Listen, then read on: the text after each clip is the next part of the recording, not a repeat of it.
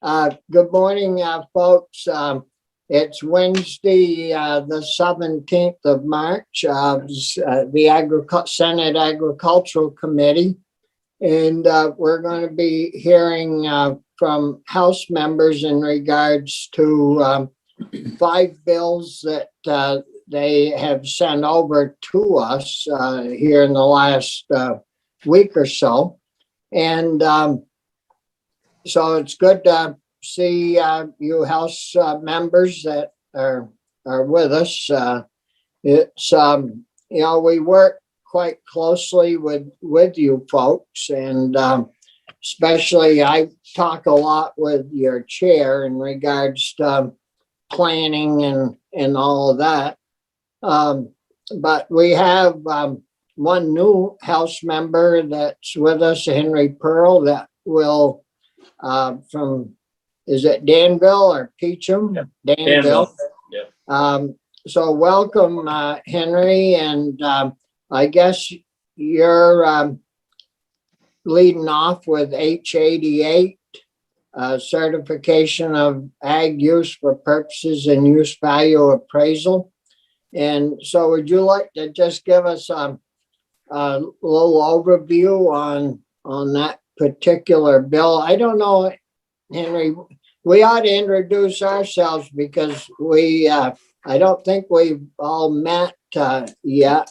And I'm Bobby Starr, and I chair the Senate committee, and I'm from Orleans, Essex County. I am Chris Pearson from Chittenden County.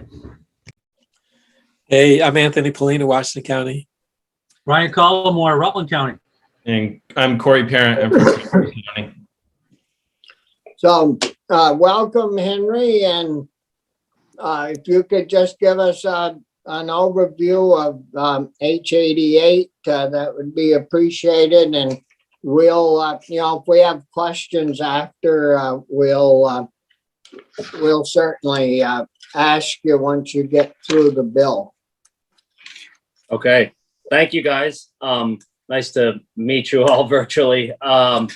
Yeah, for the record, Representative Henry Pearl, Caledonia, Washington District. I don't know how you guys do it up here in the Senate, but we're fairly informal down in the House, and I'm that way. So I don't, if that's all right with you guys, I'll just kind of run through my thoughts on this bill, and it's a pretty simple one. So yeah, well, we're pretty formal and like to be addressed by our Senator so and so, and Yeah. No, we're very informal, Henry, or try to be at least. And okay.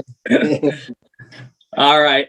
So yeah, H88, it's, as you said, certification of agriculture use for purposes of the use value appraisal system. Basically, the one thing that we did, it was introduced to try to clean up current use, basically the application process that happens every November 1st. I don't know if you guys, how familiar you guys are with current use, probably pretty familiar, but every year, yeah. If you're an ag,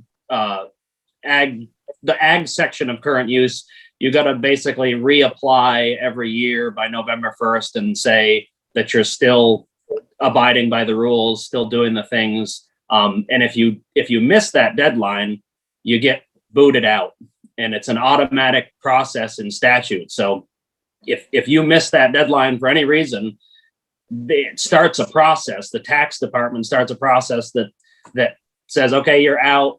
We got to notify the town, the listers. They got to go through the process of figuring out the difference in value for that land, and the penalty that's going to be given to you for that land being taken out of current use. And then the farmer or landowner has to go through, if they just missed the deadline or for some reason didn't get their paperwork in because they didn't know about it, then they got to start the appeals process. So it's quite a process. And we heard from from Jill Remick from the tax department, and one of her big things was just kind of the inefficiency of that process and how it puts a burden on everybody when that happens. So one of the things in the original bill was to basically almost give a a grace period or give means of the commissioner or the tax department essentially to reach out to people that had for some reason missed that deadline and give them an opportunity to say, oh yeah, whoops, I missed it. Let's figure this out. And if they can prove that they're still in it, then they don't have to start that whole process, get listers involved, get the appeals process going. And that's the one piece that we left in. It was a strike all amendment. There was a couple other things that were originally in there. One was the to make it so every 3 years you applied instead of every one. We felt like that was almost more complicating than anything. That maybe if it was every 3 years, then more people would forget because it wasn't something that gets done every year. So we nixed that. And then the second one was to conduct a study to figure out how to make it better online, essentially. And that process is already happening. There's already an online portal, and we heard from the tax department, they're in the process of trying to make that better. And so we felt like that wasn't needed in this. So anyways, we kept the third one and felt like it was a really a fair thing. There's about 8,000 ag only parcels in the state that have to apply every year. And I think it's as much as 200 generally don't get that paperwork in. And I think the state had to do 90 appeal processes last year. And I mean, it's not at all intended to be get out of jail free card or a way to get around it. Like there's still going to be regulation and still going to be enforcement but say, I think the example I gave when I presented the bill was, if there's a death in the family or something like that happens and you don't get your paperwork in, now the tax department would have the ability to reach out, say, hey, you guys missed the deadline. And chances are the person's going to be like, oh my gosh, I'm sorry, we had something going on, I missed it. Yes, we're still in current use. And they can look into it and say, okay, well, you need to get your paperwork in, but here's this essentially grace period, and it saves a lot of headaches. So that's the bill in a nutshell. If you guys have any questions, hopefully I can answer them. Got it. How many, Henry, I'll get you, Brian. How many did you say have to go through the process that don't get their paperwork in? Was it 200?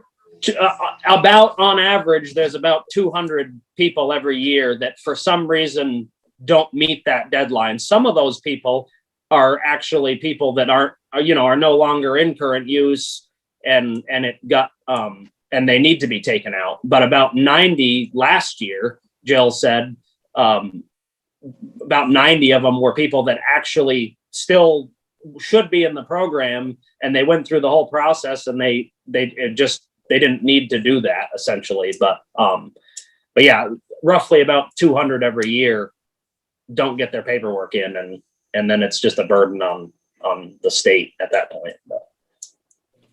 Brian? Thank you, Mr. Chair. So Henry, did anybody come in to testify in opposition of this bill? And my other question is, what was the committee vote? And was it, I'm assuming, a voice vote on the floor? So you probably don't know what that vote was, but was there any opposition? There was not any opposition. We didn't have anybody that testified that was against it that I can recall. And the committee vote was 8-0-0. And we got some questions on the floor, but it was, I can't remember if it was we just switched back to voice vote. And I can't remember if this was prior to that, but anyways, I'm pretty sure it was unanimous. Anyways, we really didn't get any pushback at all. And so, like I said, it was pretty simple. But. Thank you. Isn't Chris, go ahead and I'll ask my question. Henry, did the bill have to go to Ways and Means? Do you know? It did. Yep. And they signed off on it. No problem. Yeah. All right. Thanks. The question I was going to ask Henry is, we always, years back, people that were in current use, the only time they had to fool with this stuff, notifying the tax department, was if they extracted land from the program or if they sold that land to another landowner, whoever it might be. And so I'm wondering, did you guys talk at all about switching it that way instead of leaving it like it is and trying to fix the present system? No offense, Henry, but I have to leave. I'll be Yeah, back. thank you. Yeah, have fun, Anthony. Yeah, you bet. He's going for his punishment for the day. Yeah, we did talk about that a little bit. I think the worry was, I mean, as somebody that's in current use myself, that appeals to me. I think the worry was, that it might be abused if people, if it wasn't checked, regularly. If you didn't have to go through this process, then maybe it would be that some people would stay in current use that didn't actually deserve to be there. And so I certainly see the argument there, and I think I may have actually brought it up, but we didn't discuss it too much at length, just because I think we felt like with this bill, maybe this would help with the one part that's not that great. And if we get this online portal a little more efficient, I mean, there are some people that may not always use that, but that's going to make it much simpler. Hopefully, people can basically just click and say they're there, but it's that signed. I mean, this is essentially a signed affidavit that says that you're still using it. So it's kind of a legally binding thing you do every year. So if you didn't have that, we were afraid that there might be abuse of the system, I guess. But Well, that is how it got changed. I'd say maybe 8 or 10 years ago, over on your side. It was after I left the house, because there'd have been a freaking war over there if I'd have still been there, and it wouldn't have happened, I would have hoped. Finance committee had some real sharp people. They went to school too long, and they had it all figured out that there was all these people that were cheating and taking land out, and they were still in current use, and they rammed this through, and Carolyn missed it somehow, and it got over to us. And I think maybe back then I was chairing education or something, and it never even came back because it went to our finance committee, and but it's an awful waste of time if you look at the acreage where there was some slippage. I mean, it didn't add up to anything. We're spending more money correcting, and then we get people that are kicked out or asked to leave, and our phones ring because they find out 6 months later that they're out of the program and they can't pay their tax bill. And I mean, that was an awful bad change. And as far as signing the affidavit, well, you did that before, and Right. and it was illegal if you sold your property, and that was not reported. I mean, what good would it do you anyways, because you aren't paying the tax on that property any longer anyhow. So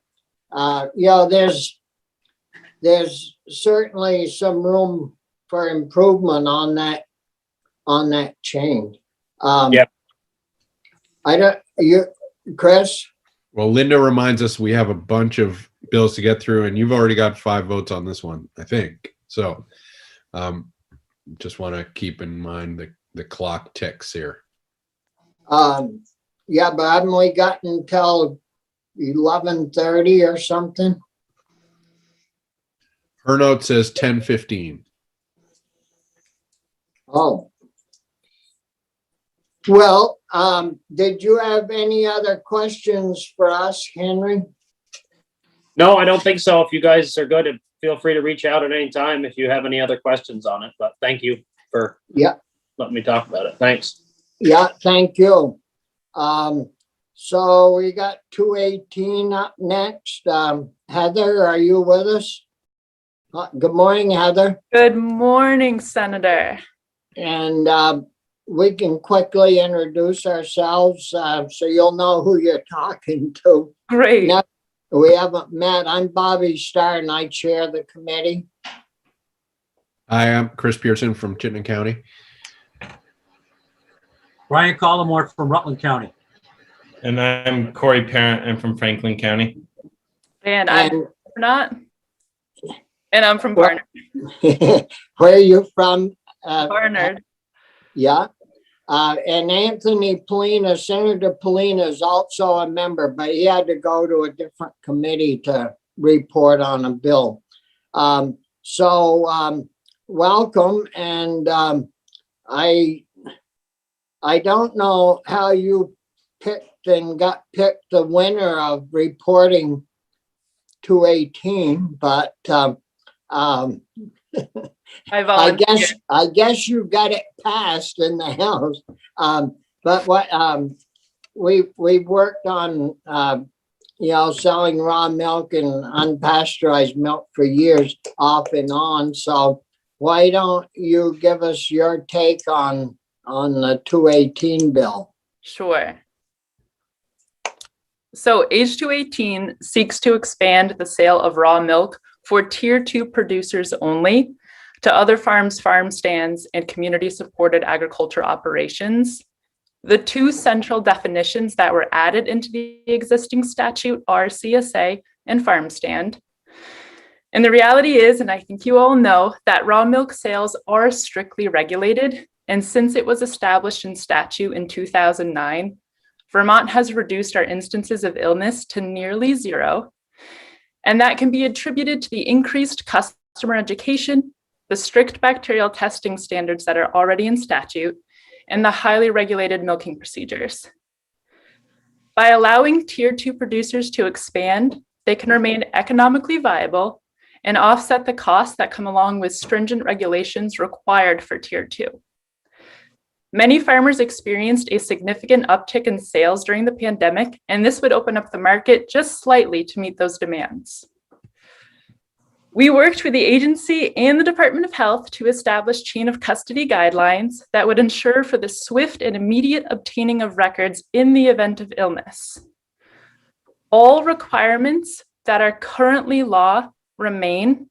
However, we strengthened existing regulations around rabies vaccinations and testing of tuberculosis and brucellosis. It now clearly states in the statute that they must be administered by a licensed veterinarian as per request of the agency. Existing in the current statute are all the testing requirements for Tier 2 producers who must keep all records for a year. On the matter of liability, both the seller and the producer would be liable to the same extent, and if for any reason one party is unable to pay, the other must. All farm stands and CSAs must equally be able to prove their ability to keep milk at or below 40 degrees. They must display the same warning sign as the producer that is currently in statute, and they must submit all records of purchase within a week to the producer for the agency.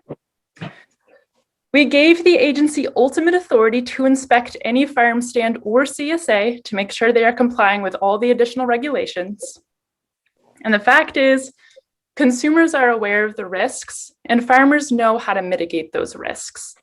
They want to produce a healthy and safe product for their communities, and this bill is a step forward for equitable accessibility. And I am happy to take any and all questions that I know will come. Yeah, well, thanks. Good report. The Department of Health, I'm sure you must have had them in. And what was their response to opening this up to farm stands? That's farm stands on the premises of the farm, I would take it. Is Not, that right?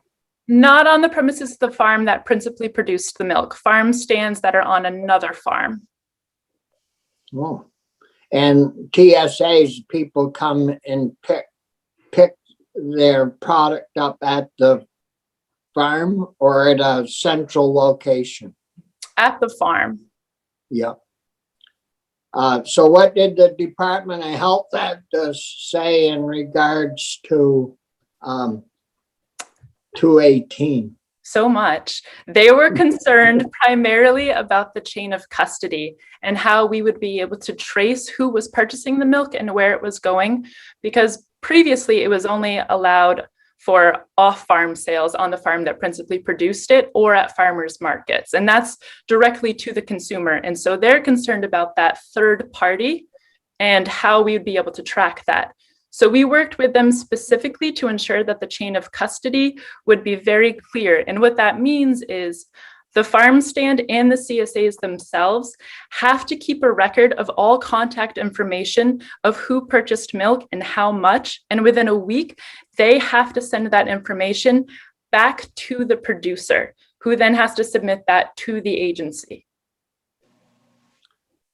So the purchaser has to do a tracking of who drinks the milk. The folks who are selling it, so the CSA owners and the farm stand owners, have to have a log with everyone's contact information of who is purchasing the milk and how much they are purchasing. Okay. So nobody can purchase it without it being unknown. And equally, they have to post the required warning signs that is also on the bottle. Yeah, and Chris? Heather, thanks for bringing this forward. I heard from a farm in Heinsberg, I think it was, that an example, and I want to make sure this is what you all are covering. They make raw milk. They can sell it to folks through the current scene, but there is a let me try to remember. There's a CSA down the road that also is co-located with a bakery. So people stop, pick up some fresh bread, pick up their CSA vegetables, and off they go. And this farmer was hoping we could allow her to basically have her current operation located off the farm, but at this other operation that is, after all, doing the similar kind of thing. So is that covered here? Is that, it sounds to me like that would be allowed, but I'm curious if you could just help me make sure I'm hearing this right. Let me make sure I'm hearing you right too. Are you saying that the farmer who produced the milk wants to be physically present selling at the CSA, or they just want to sell their product to the CSA? No, they want their people to be able to pick it up at this other location. That would be I don't know. I don't think they're looking to vend there. It's just basically a lot of her customers overlap with this vegetable CSA. And rather than make them stop at two places, she'd like to be able to have the same people, same rigorous, cataloging of who they are, but just pick it up offsite. Exactly. They would be allowed to do that as long as that CSA posted the required warning signs and was able to prove to the agency that they can maintain that milk at 40 degrees or below. And the agency would have the authority to inspect that CSA at any time to make sure that they are following all standards. Great. Thank you. Yep. Other questions for Heather? Brian? Thank you, Mr. Chair. Heather, I might have missed it, but who did you have in from the Department of Health? Did you say? I didn't know, but I can tell you who we had in. We usually don't do names when we testify, but we had E.B. Flory, who is the dairy specialist for the agency. Oh, bang. Yes, and then let me pull up our Department of Health person. I deleted the name, so I just got to grab it from my email from Linda.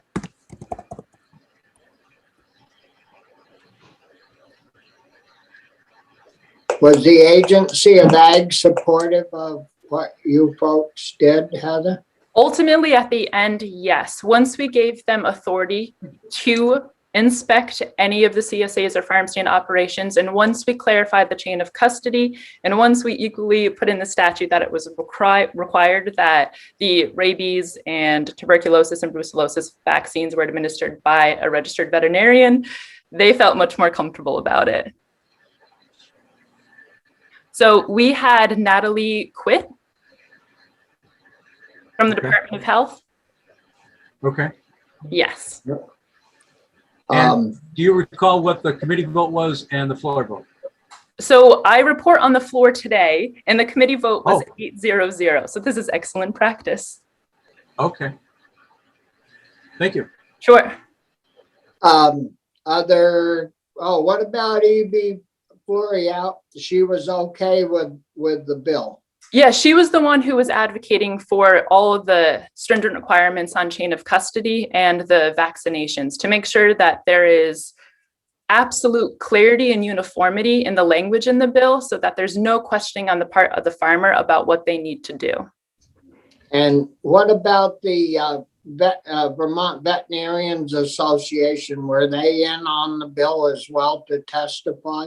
They were in on the bill as well. And really what they provided was clarity of information surrounding whether or not there had been any active cases of tuberculosis or brucellosis in the state of Vermont. And we have eradicated it for the past 2 decades. So. Yeah, Chris? So are these, if you were a raw milk producer today and you don't want to take advantage of some of the changes here, does this bill effectively make the current structure more stringent? You talked about vaccinations and some of those things. Is that also going to apply to the people that are operating already? It won't. It's only if they decide to sell at a farm stand or CSA. So anything that's already existing in the current statute remains as is. And equally, that would only be for tier 2 producers. So those who are operating under the tier 1 get to continue on as they were. Great. And does this include goat milk as well as dairy milk? It includes both goat and dairy. Yep. Any other questions from committee members? If not, thank you, Heather, and good luck on the floor with it. Wish you well. I'll need it. Thank you. Yep. So we have what we got next? 420, I guess. John, are you still with us? And I think you know everyone, I believe, John. And you're going to be doing the 430, 420. 420. And Yeah, Vicky, you Vicky and was, Vicky both are reporting that. that's right. So Yeah. many sections. Vicky kicked it off. Yeah. Well, good morning to both of you, and we're all set to roll. Good morning. Nice to see you all. And Chris, we just saw you yesterday. So nice to see you again. So as John said on the floor, I'm the tractor and he's the applicator following along behind me. I do the first 6 sections of the bill, and they're pretty straightforward and simple. Housekeeping bills, as you know, the agency comes in and said, we need to clean up this a little or make this clearer, or repeal a sunset. So that's what this is about. And I'm sure you know all the topics that it revolves around. But section 1 is just taking away the sunset on the on-farm slaughter legislation we've done over the past few years. And the agency felt that statutes work well, that things are working well out there on the farms. So they are removing the sunset. Does that all ring a bell to you folks? So that just maintains where we're at indefinitely? Great. Yes, it does not change anything about how many animals per year, etc. It's just taking the sunset away for Yep. good. So that's section 1. And section 2 has to do with livestock dealers. there's been a little confusion over time about when a farmer wants to go purchase some animals at a commission sales, and he's bringing them back to the farm. Some folks seem to take advantage of that and are dealing more than they are just keeping the livestock on the farm. So this is basically saying, here's what a livestock dealer is. Here's what the farmer is. And if you are in fact a livestock dealer, we want you to be registered and paying the $175, et cetera. So it's clarifying the definition of livestock dealer so that the agency can have a little more clarity in determining who's buying just for the farm or who's buying to resell stock. So that's sections actually 2 and 3. Yep. Is that clear so far? Yep, very good. Okay. Section 4 has to do with the Vermont Veterinarian Loan Repayment Fund. Do you remember we passed that a few years ago to help bring in veterinarians or keep them here who have gone to UVM or other schools basically, and we want them to practice in Vermont. So we have had a shortage of the large animal vet, but this is now clarifying we want large animal vets to be focused on food animal practice, so to get their loans repaid. And the reason for that is there is still more of a shortage of the vets who will treat cows and sheep, pigs, bees, actually. This includes bees, goats. So this is just basically saying we want that veterinarian to be putting in at least half of their time on food animal veterinary practice in order to get those loans repaid. So in other words, they're not doing equine work for the most part, or small animal vet stuff like, dogs and cats. It's really about attracting the vets who will be on the farms and treating what we call food animal husbandry or that kind of thing. Okay? Does that make sense? Well, before, the present law is for large animal vets, and Yes. and that's what we were having trouble attracting. But go ahead, Vicki. Okay, you're exactly right, Senator. And this is just really clarifying. We really want them to be focusing on food animal situations on farms. And they still can do equine work and other things, but we want them to do 50% or so. There's a percentage. And let's see, our head vet, what's her name? I just went out of my head. Kristen Haas. Dr. Haas. Thank Chris. you. John knows all these names. He's amazing.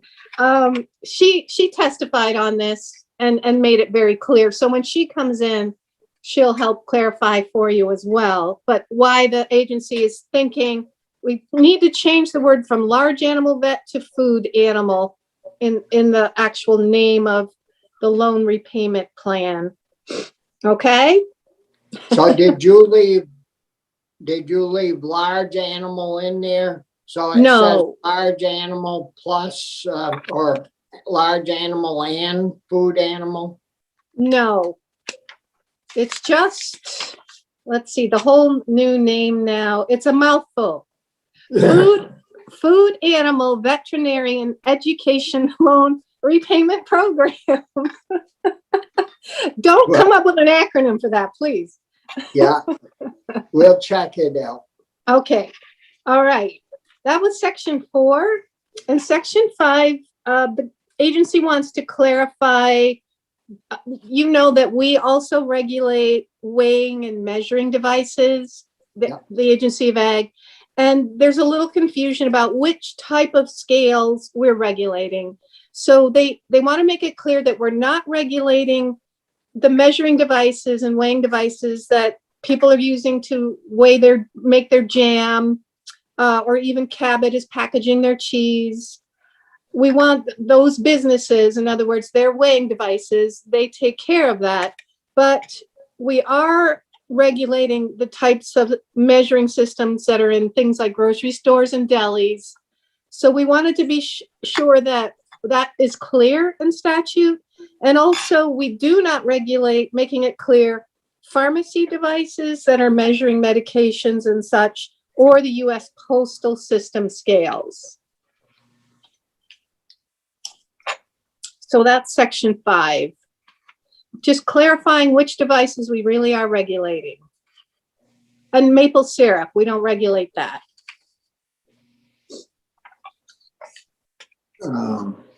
So that's, well, yeah, okay, go ahead. Okay. And we had, let's see, Mr. Paquette came in and testified on that. I'm sure you know who he is. Let's see. So section 6 is the payment for ecosystem services and soil health working group. Remember, we created that group to bring report to the legislature about how to help farmers who are doing regenerative farming and helping the soils and such, help them find a way maybe to be reimbursed or find some sort of monetary help, or just maybe getting paid for that. So we wanted this group to do the research and have the discussions and come back with recommendations.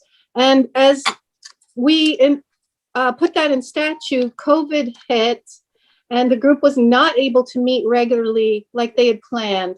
So the whole idea of this little section is basically to say we extend their authority to continue to meet until February 1st of 2023 to come up with their plan. And there's no appropriation involved with this. Everything will continue to be paid for, any reimbursements and stuff for mileage, that kind of thing. It's all covered already. Yeah. Well, we've got a little surprise coming your way on that. Okay. I'll look forward to that.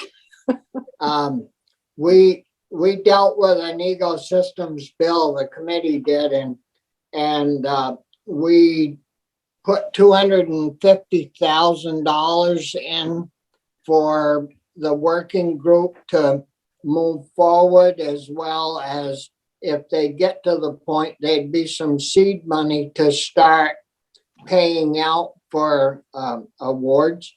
And so, we'll probably reiterate that in your bill somehow, but Okay. you're gonna have to stay on top of your approps committee to make sure they keep that money in the bill, because we did that. We recommended it to our appropriations committee, and we voted the bill out of approps yesterday with that in the bill. So I would expect it'll pass and come over to you folks. It's in the mini early appropriations bill. So Okay, yeah. yeah, so that's good. So we're basically on the same page. You just didn't want to go upstairs and get the money, right? That's right. No more money. Well, anyways, thanks, Vicky. Any questions on Vicky's portion of the bills from any of the members? No? Well, so I guess John will give you 6 through or 7 through something. 7 through midnight. Yeah. 7 through 12, I think is right, counting the effective dates. Thank you, Bobby, for the record, Representative John O'Brien from House Ag, and thank you, Vicky, for a great first half. We'll keep it going here. Section 7 is all about custom applicators of manure and agricultural waste. And what's changed here? I mean, most of these, as you guys know, are all technical conforming sections. And in this case, Kerry Jaguar for years has wanted to change nutrients to ag waste. And so because nutrients, it's confusing, whereas custom applicators who are essentially commercial manure spreaders for farmers, they will spread manure or anything in the manure pit or lagoon. And so you normally wouldn't have, say, fertilizers in your lagoon. And so that nutrient could be confused with fertilizers. So now it's manure or agricultural waste, which is already defined in the RAPs. And the thing for your committee to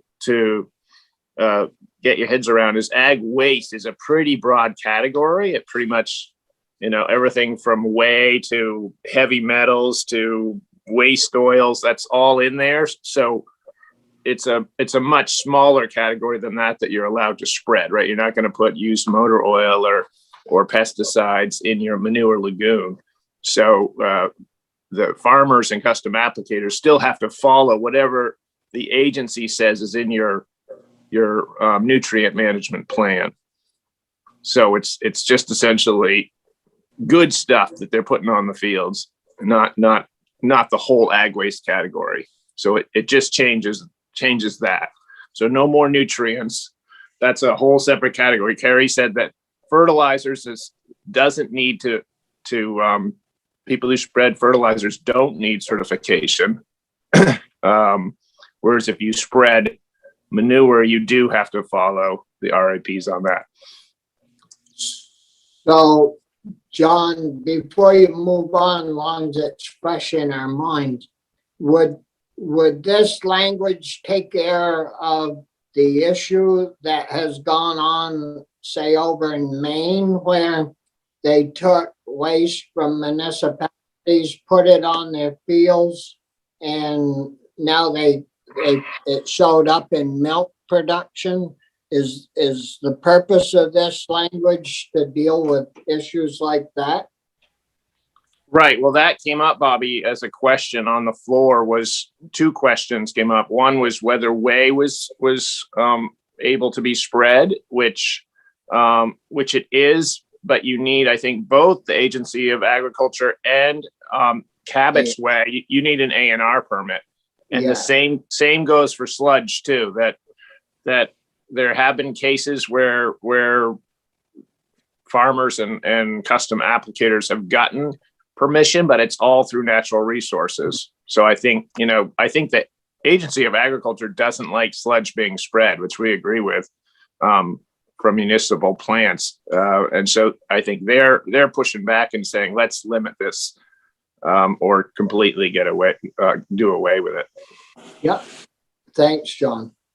So section 8 is one of those great sections where somebody noticed an incorrect cross-reference, so it just changes an A to a B. Section 9 is about agricultural information, where the agency's adding the word database essentially to what can be collected with a information request. So right now, I think Mike O'Grady wrote that in current law, the AAFM collects from businesses and farms information that is public, except that identifying information of the business or farm shall not be disclosed. So they do surveys, they do questionnaires, they create databases at the agency. And this just adds that word databases as part of that information gathering. And it continues on the practice that specific personal information cannot be shared with the public. So it really doesn't change anything, but just adds the word databases, just to bring us up to speed. Section 10 on hemp, you guys are pretty familiar with hemp, and I'm sure Carrie's been in a bunch, but this, once again, it codifies, I think we both passed a continuation of that 2014 hemp pilot project that was in the Farm Bill, because the 2018 one is very restrictive and would pretty much shut down our hemp program. So this continues that on. So we're following the federal pilot program right now, but in state law, we're actually sort of running on or we haven't codified it in state law right now, and the whole program is going to end by the end of the year. So there's It's an extension. There's certainly concern that if there isn't some change at the federal level, where our hemp program is going to be in a heap of mess. Because I think something like 70% of our hemp growers would be considered felons at that point, just because there's this crazy arbitrary low THC limit. And the further north you go, the more just naturally THC you get in your hemp. So, but it's so de minimis that it's really nobody would grow hemp for its THC, especially nowadays with so much THC being legalized around the country. THC cannabis. John, is that why Canadians are so pleasant? Oh, yeah. The further north you go. It's all I have to do is go a mile and I can get some good stuff. There you go. But I can't cross the border. You go down to Albany. So that's that. It just continues on the pilot program, and we tried to stay away from getting too much into the weeds on decarboxylation and everything else about hemp, all those percentages, because it gets pretty complicated. Section 11 is all about the annex, so it's about emergency planning and food security, and probably you'll have Ellen Kaler in to talk about this, but it was I didn't know, and I don't think our committee knew much about what's called an annex. Like every agency has them, and they're the little section of an agency that deals with emergencies and very practical emergency planning. So I think in the case of a pandemic or Irene or mad cow outbreak, something like that, the agency has very practical plans on, say, how to get animal food to our farms, or if there's a mad cow outbreak, even to isolate Lamoille County. It's stuff like that.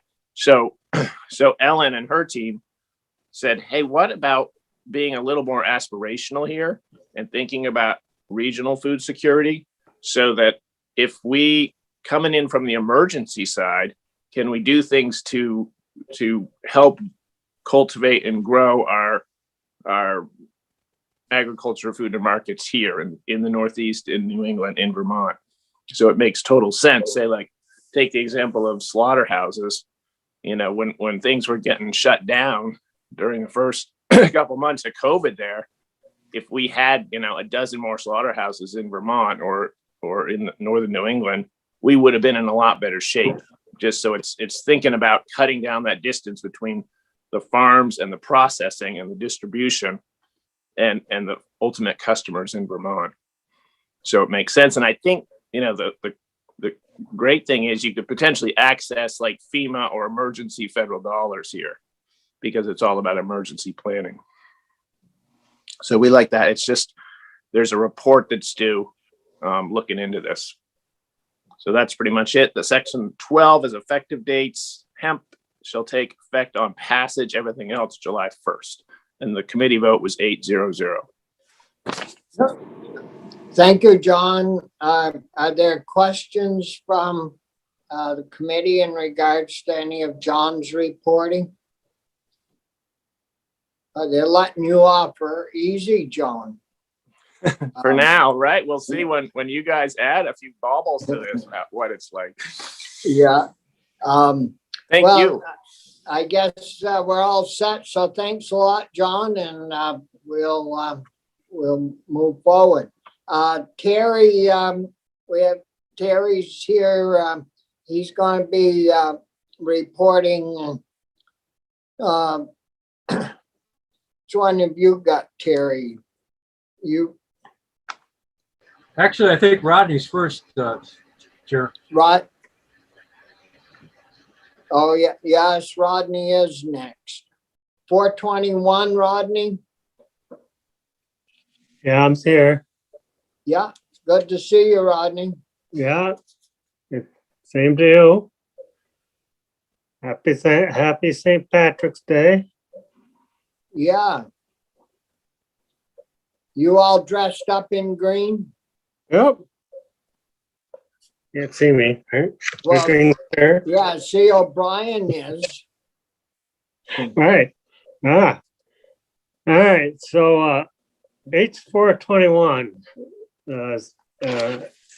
defines who can instigate a animal cruelty investigation. And its current law, town health officer that's appointed by the state by default becomes the ex officio of the town health board, and then by default of that becomes humane officer with no oversight of the legislative body. And there's increase in cases of health officer using that power to start an investigation on somebody just as a personal vendetta. And there's no legislative body has no control other than going through the process of removing the health officer. So this bill is to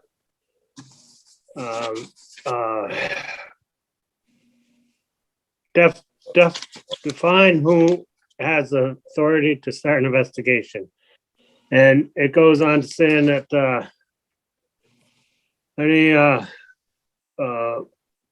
officer of that operates under the state's attorney's office or humane officers, humane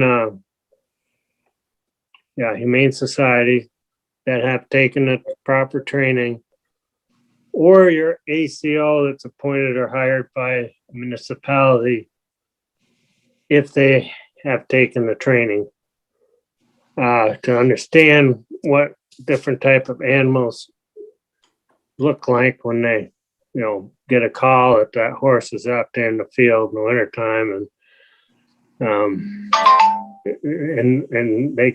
they be able to be trained so that they can tell, no, the horse is fine, or no, the horse is in trouble. There will be a special training that they will have to take for that. And if you, be authorized to the municipal government, whether it's a select board or city council or something like that. And if it's your animal control officer, and you can decide if you think that person's able to take the training and do a good job or not. If either a humane society or an ACO leaves their job, then they do not have the authority to do the investigation some other place unless they get that approval from another city or town. And that's pretty much it. There's the training course it will be approved by the Animal Cruelty Investigation Advisory Board and administered by the Criminal Justice Training Council. And currently there's a requirement that well, it's not current, but this is a replica of the bill we did last year that made it through the House, but got caught up in COVID in the Senate and didn't get through there. So we're really redoing it and made a couple of changes. And then there'll be a report, and I think that's got to be done. The training's got to be done by the end of 2023. And then there will be a report list of individuals who have completed the training by January 1, 2024. So if you don't have an ACO, you don't have a Humane Society, or don't have anybody that wants to take this on, there will be a list that you can look up on and find somebody that's close by that's had the training. And then the bill would take effect July 1, 2021. Yep. How was your vote, Rodney? 800. Was Carolyn got some special medicine she gives you guys? All your votes are 800. Well, we hash everything out. No, that's good. That's very important that, everybody supporting the bill. That's what it shows. Yeah. So, no, that's good. And it passed out of the House unanimous too. Yeah, yeah. Any questions from the members? If not, thanks a lot, Rodney, and we'll probably be talking with you off and on as we move forward with the proposal. Yeah, anytime.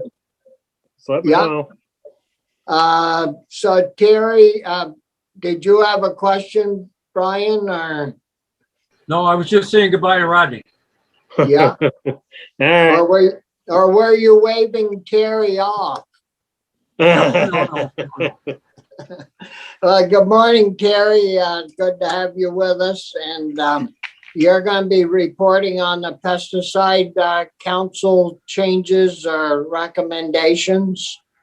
Yes, Senator, thanks for having me here. I always enjoy speaking with the senators, especially you, Bobby.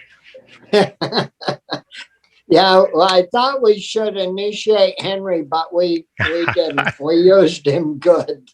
Yeah, I figured We'll you get might. him the next time. We'll get him. I was going to warn him, but then I said, well, he's a big boy. He can handle you. So I'll be reporting actually tomorrow on this bill. It's a committee bill. Right now it's H 434. It's an act relating to establishing the Agricultural Innovation Board. Back in Madeline Cunan's administration, somewhere around 1969, 1970, as far as the records I could find, they formed the Vermont Pesticide Advisory Council. I'll call it VPAC. And it's part of the Agency of Agriculture, Food and Markets. The reason they formed it was to provide guidance and expertise on the use of pest controls in the state, and duties and focus are narrowly tailored to address pesticide issues. The VPAC's membership is also focused on pesticide use in the state, with representatives of 7 agencies that use or regulate pesticides and 5 public members with pesticide or public health expertise.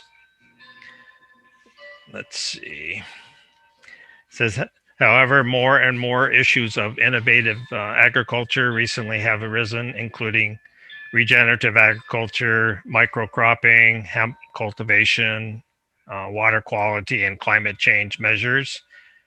The Agency of Agriculture, Food and Markets, they need a forum to address these innovative agriculture by persons who are actually engaged in farming. H 434 converts VPAC into the Agricultural Innovation Board to provide a forum and experts to address the many new and exciting issues arising in agriculture today.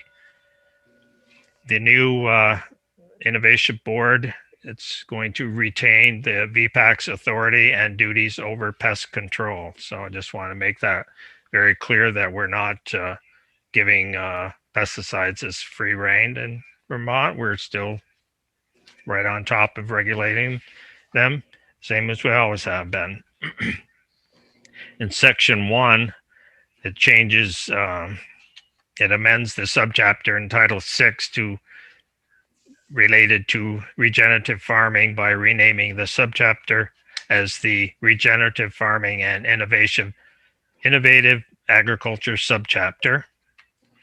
And it creates the Agricultural Innovative Board. The board shall have the following duties: review and make recommendations for prioritizing and implementing the recommendations of the Soil Health and Payment for Ecosystem Services Working Group, the Vermont Climate Council, and other relevant recommendations.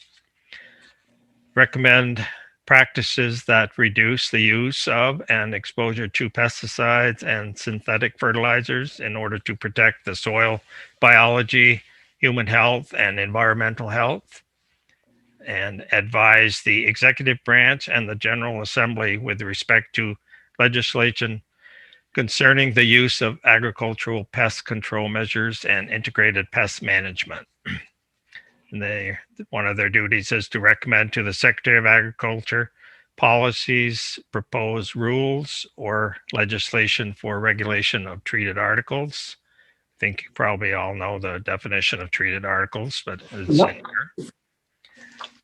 And recommend practices to reduce the use and generation of waste associated with plastic in farming, incentivize farming practices to reduce the use and dependence on pesticides in their practices, advise the agency with regard to the regulation of biostimulants, explore developing standards for a Vermont agricultural marketing program that sets standards for carbon capture, plastics use, and organic product selection.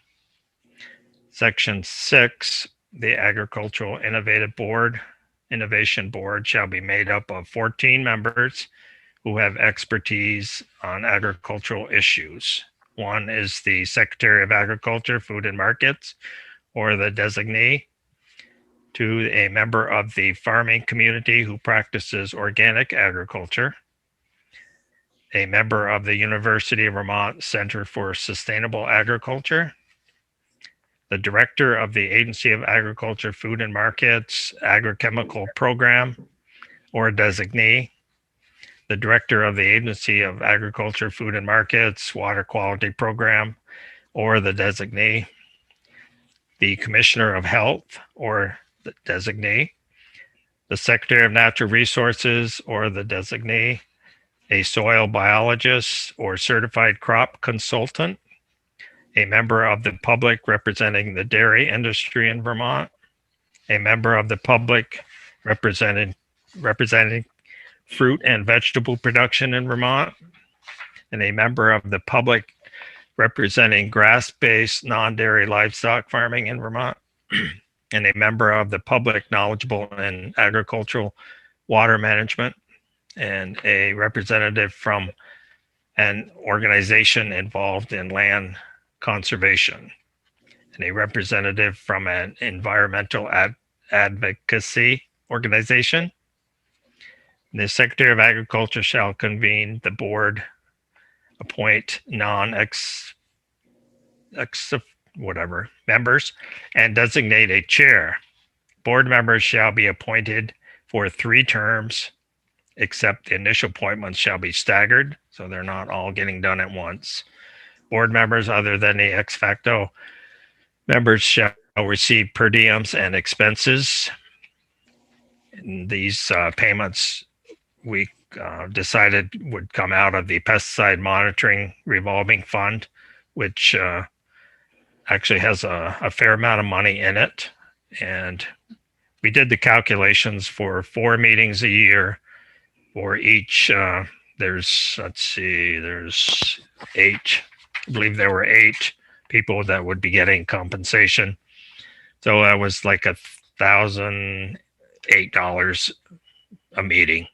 So that's $4,032 a year, which is pretty small change. I think I heard in appropriations yesterday that this fund has maybe 1.9 million in it or something. So, because they charge for every time a pesticide is registered or somebody applies for the permit, there's a charge of anywhere from $25 to $250. So they have a fair amount of money in there. And let's see. The board shall issue an annual report to the General Assembly recommending policy solutions to assist farmers in reducing the use of and exposure to chemicals or pesticides and the use of innovative or alternative practices, propose an annual budget that provides ideas for funding sources for any new programs, and survey farmers from every county to understand the current agricultural landscape and current challenges for farmers in order to better inform recommendations in the annual report. And some of the repeals in section 2, they take effect on January 1st of 2022. They make in section 3, 6 VSA 1083, the Agricultural Innovation Board would assume the VPAC's authority for providing advice to the Secretary of Agriculture regarding mosquito control. That was one of the concerns from the rep from Pittsford, that we might lose that, but that moves right along. Section 4, the board would assume the duties of VPAC in providing advice to the Secretary of Agriculture regarding regulations of pesticides. Section 5, they would assume VPAC's duties or recommending rules regarding the regulations of pesticide. In section 6, duties regarding recommending treated articles for regulation by the state. We decided that we shouldn't end VPAC before they wanted to have another meeting. They have a meeting in April and another one in November. They felt that to continue through to November, even though the agency is giving permission to start forming the board of the innovative board in July, so they can get these people up to speed, and so there's no lapse in regulation of the pesticides. So the effective date would take effect on January 1st of 2022.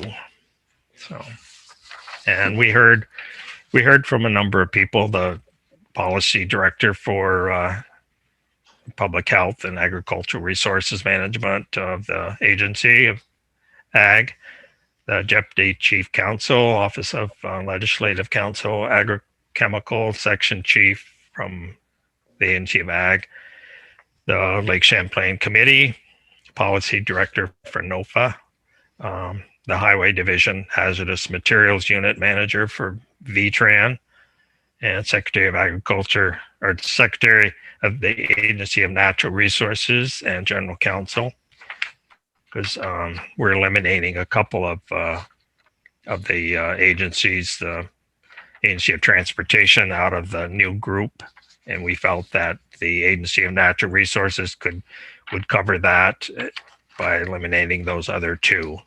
But so they're still going to be represented. Well, is that it, Terry? I think so. I think it's it's a doable thing.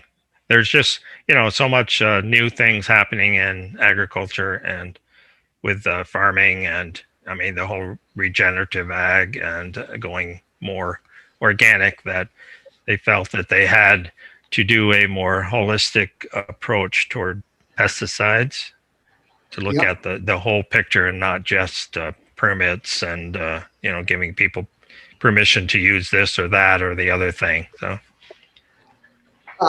Any questions, Brian? Thank you, Mr. Chair. Again, just to let you know, I have to be leaving in a couple of minutes to go back to Senate Natural to introduce a bill.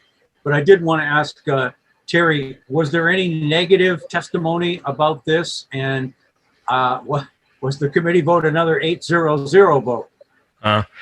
They were the only negative parts that we heard were that there's a couple people thought that we should put this off until, say, next year. But we felt that because there's these whole lots of other like the ecosystem services group. There's like 4 different groups that are working on giving, representing these different things, and they're supposed to give reports and everything. But So they thought, well, possibly we could just wait, but we felt that being proactive and getting this going would serve the farmers and agriculture in general. And it's, you know, it still has a hand on all the pesticide use in Vermont, and that part doesn't change. So we just thought that, you know, just to be proactive, and I won't say like Vermont likes to be first and everything, but you know, to be to get this going before necessarily need it. And the committee vote was 8-0-0. blow me down. Okay. We're always 8-0-0. Well, we're pretty much usually 5-0-0, and probably for the same reason as you, we keep working on issues until we can all agree, and that's the best way to deal with these issues. Any other questions for Terry? No? Well, I guess we want to thank you, Terry, for good job, and we'll be dealing with your bill along with the others as time moves on. It sounds like yours took quite a little bit of time. It's more involved with a lot of different folks, so you know, we'll probably get started on that fairly soon. Yeah, well, thank you. That was good practice, because I have to present tomorrow afternoon on the floor. So I'm a little not used to doing this. My first one this year. So well, it went well, so you should be fine. So any other questions from anyone? If not, thanks again, Terry, and thank all your committee members for being present this morning, and we'll be in touch. Very good. Thank you. Yeah, you're welcome. Brian, you've got to leave. Well, the committee assistant's gonna let me know when they're ready for me, so I'll stay here until then. Well, we're scheduled to take a little break right now because we have that joint meeting with House Ag Committee at 10:30. What are we talking about? What are we talking about in the joint hearing? Do you know? It's a not presentation. really. It's a presentation by Rural Vermont and NOFA. It's the first time you've heard from the Rural Vermont Farmer Group as a group. Yeah, and Linda, do we have a different number to call in on to get to that? No, I'm going to take this one offline when you take a break, and we'll go back on in the same invitation number at 10:30. Okay, so the House will call in on our number then. And Senator Starr, you're moderating the meeting this week. Well, it's good to know that. Well, I guess we're all set. Anthony, how did you make out? Who knows? It's hard to say with those folks. You know, it was about raising money. It was about asking wealthy people to pay a little bit more for climate stuff. And they're looking at putting together an array of funding ideas, I think. So, I mean, they didn't totally discount it out of hand, but, you know, I'll believe it when I see it. Who needs money? I mean, who are they trying to raise money for? Well, it's stuff like weatherization and, you know, renewable energy and that kind of stuff. They can't spend what they're Electric getting vehicles. now. Right. Yeah. Well, they'll end up raising taxes on lower income people probably. Well, I mean, they've gotten millions and millions and millions. I mean, I don't know why they would be talking about raising more money. You know, with all this federal money, I mean, we're going to have a hard time spending that. We're going to have to work 20 hours a day to spend that. We'll find a way to spend it.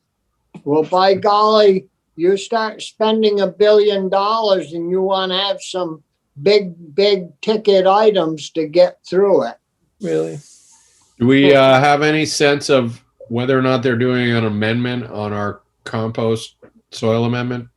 Well, that's Well, what it didn't come thought- up, but on their schedule, I think it says that tomorrow they're voting on an amendment. It doesn't say what it is. It just says committee discussion and vote on amendment. That's all I noticed. So nothing's come forward. No. I heard it Not had to do with like zoning or something. I don't know. On our bill, Yeah, I think because there's something in our bill about a small farm that's 4 acres and has a certain number of chickens and stuff. I have a feeling it had something to do with that, which is along the idea of like local zoning and no nuisances and that kind of stuff. well, We'll find out. yeah, But well, what it probably is something that we've already been doing for years. They're going to want to change it, like it's just like they want to just muck around with it. just to change it. Yeah.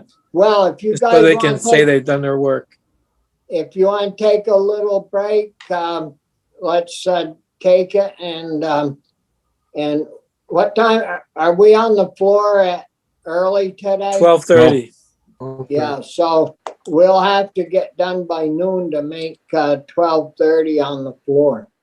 Okay, I guess we're live. Good morning, everyone. This is a joint meeting with both the House and the Senate Ag Committees with folks from rural Vermont as well as NOFA, Vermont.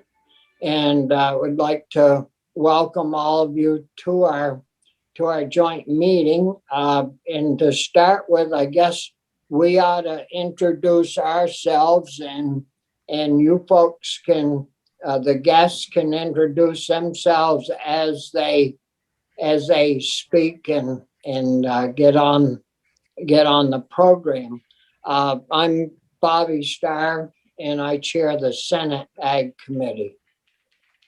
Hi, Chris Pearson, Senator from Chittenden County, Vice Chair of the Senate Ag Committee. Welcome. Hi, I'm Anthony Polina. Excuse me, Anthony Polina, Washington County Senate.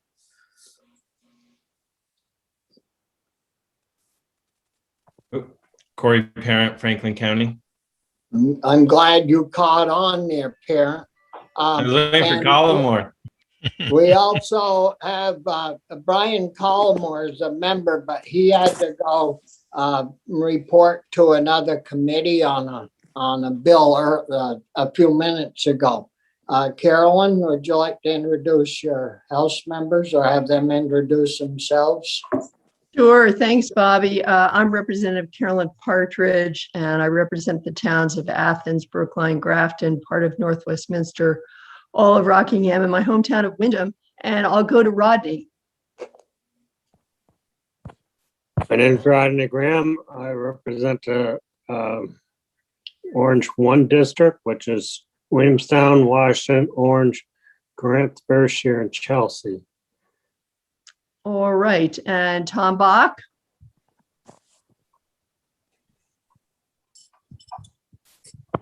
I'm Representative Tom Bach. I represent the towns of Chester, Andover, Baltimore, and North Springfield. Thanks, Tom. Terry. Representative Terry Norris. I am in the Addison Rutland district, towns of Benson, Orwell, Shoreham, and All right. John O'Brien. Good morning. I'm John O'Brien. I represent Royalton and my hometown of Tunbridge. I'm going to mute the member from Ovine there. Also, it's hometown of rural Vermont's Carolyn Gordon.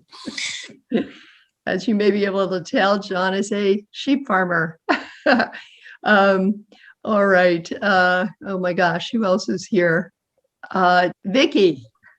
Good morning. I'm Representative Vicky Strong from Albany, and I represent 7 towns in Orleans, Caledonia counties.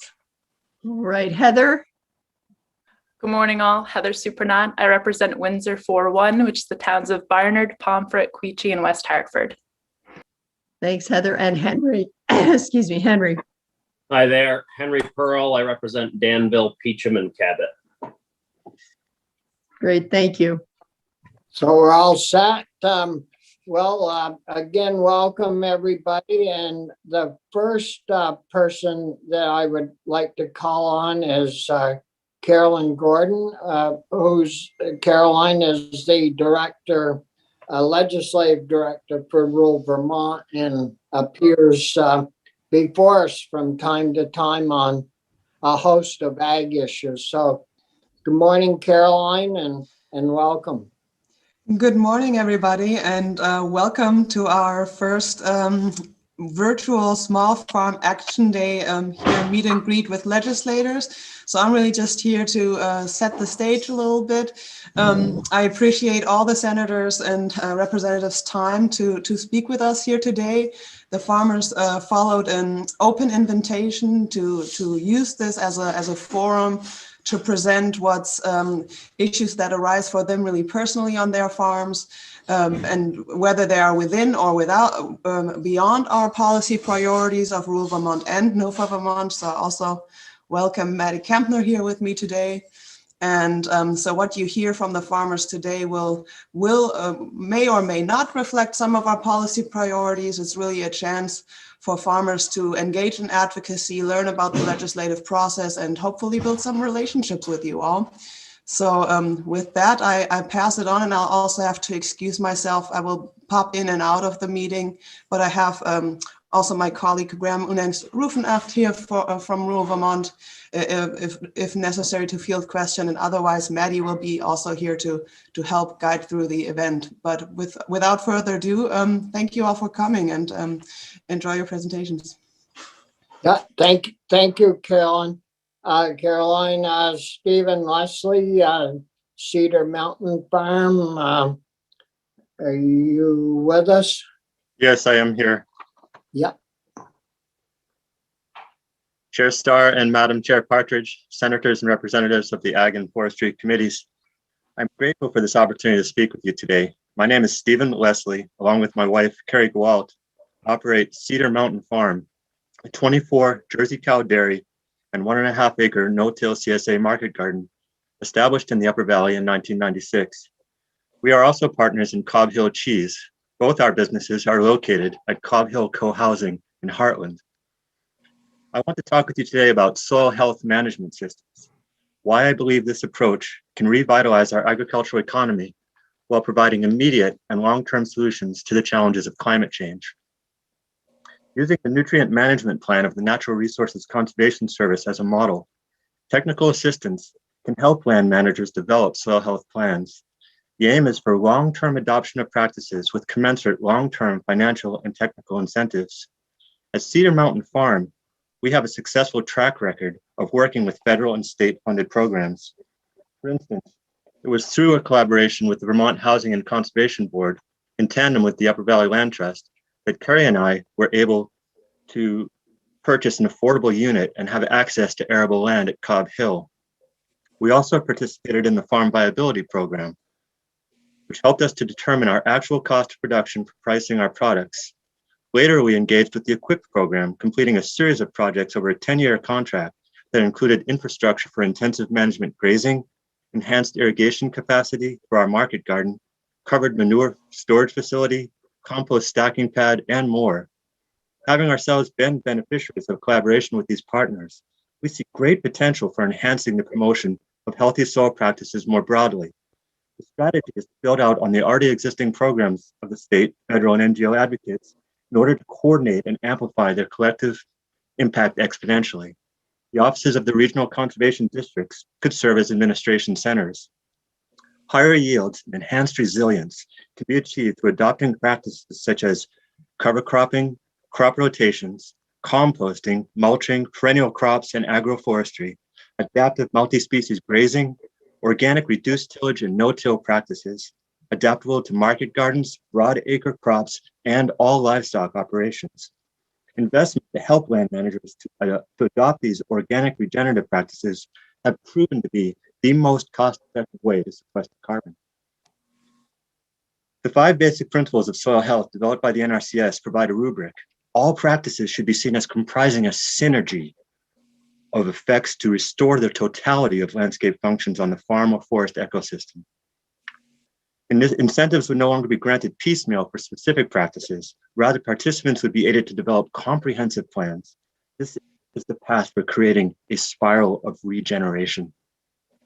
Soil health management systems would allow for the land manager to apply for assistance on a variety of practices under a single contract. This would increase enrollment and voluntary compliance. In 2019, the average farm income in the US was negative $1,200. We cannot expect farmers with annual operating debt and long-term debt to be innovators and risk takers. Dairy farmers in particular must invest enormous amounts of capital in equipment, infrastructure, inputs, and labor. I think we all agree that incentives are a favorable approach over regulations. Successful pilot projects and farmer-to-farmer training are proven methods for accelerating the adoption of healthy soil practices. Each land manager would have a team of technical assistants performing regular site visits to monitor and assist in implementation. Site characteristics and social context would be taken into account to ensure an equitable and just transition toward organic regenerative management. Since it is not practical to measure carbon sequestration, water quality, and other enhanced functions on every farm every year, UVM should get additional funding to conduct trials and monitor pilot farms to establish median averages resulting from the implement of soil health plans. Farmers will be expected to document all practices. Human civilization is completely dependent on ecosystem services. Let's ensure that payment for ecological services is not restricted to cleaner water and carbon sequestration. We need a holistic measure of all the ecological, social, and economic benefits our farmers contribute to Vermont. We need to take into account all of the landscape functions of a farm or forest and how restoring these contributes to the health of the entire bioregion. Forests under management for old growth characteristics can provide a local sustainable supply of forest products while acting as tremendous carbon sinks. Agroforestry practices including silviculture, silvopasture, alley cropping, native species hedgerows, and riparian buffers all enhance soil and water quality. Not only do local organic regenerative farms sequester carbon and restore habitat, they also reduce the overall carbon footprint associated with food production by eliminating chemical inputs, reducing tractor use, and reducing transportation through local distribution. And I'll wrap up here. To face the challenges of abrupt climate change and loss of biodiversity, we need progressive soil health policy reflective of a shift in societal priorities where soil is recognized as basic infrastructure. We need to ensure that those who can produce food, medicine, fuel, fiber, and building materials while regenerating soil are guaranteed a living wage the same way we do for all other essential service providers. Thank you so much for your time. Yeah, thank you, Stephen. And just for your knowledge and the listeners, we and the House Committee both have worked quite a bit on ecosystems here this session. And I know the House is sending us a bill dealing with it. And we on the Senate side are going to be voting on a bill, maybe in the full Senate, that passed through our committee and through appropriations yesterday, giving ecosystems working group, Ryan Patch's group. I don't know if you've worked with Ryan, but we're going to fund that if it gets through the House at a $250,000 limit this year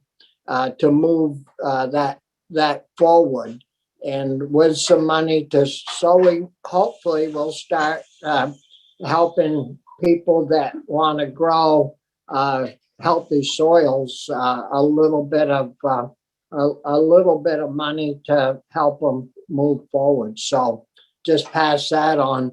Our next Bobby, could I just interrupt you? Just so Sure. you know, the extension of the payment for ecosystem services working group is in the housekeeping bill, and it has already passed the House. It should be on its way to you.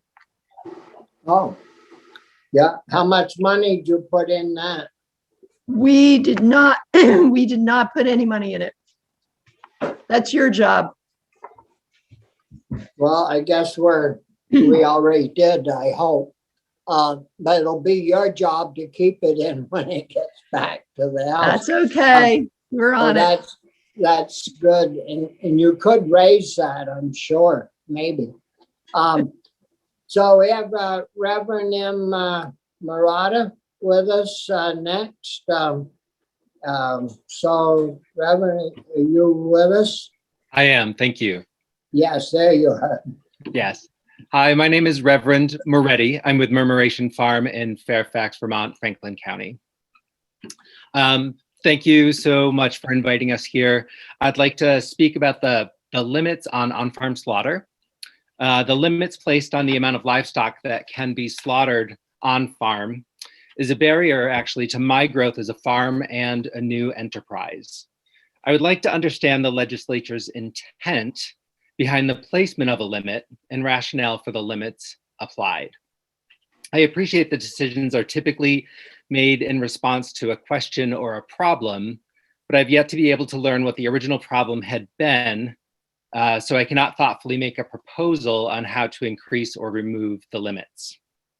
I'd like to explain for you how these limits on the slaughter of animals on my farm also create a limit for myself, for my business, and for my community. I've had a hobby farm at my homestead since 2003. It began with a large garden and a few chickens, and as with many small farms, incrementally grew in both volume and variety. I added pigs to my farm in 2015 and have been breeding and raising them since. My position in population health at Northwestern Medical Center in St. Albans was eliminated at the time public quarantine began a year ago.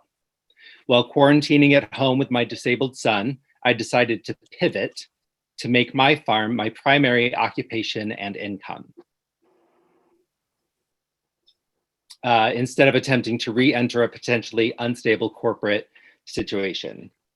Within a few months, I had over 150 animals thriving on my property. I also began to produce dog treats, freeze-drying portions that my customers ordinarily do not take when harvesting an animal. I combine the raw organ meat with fruits or vegetables grown on my land or local farms to create freeze-dried supplemental food that have become more popular than I had expected. I do not send my animals to slaughterhouses.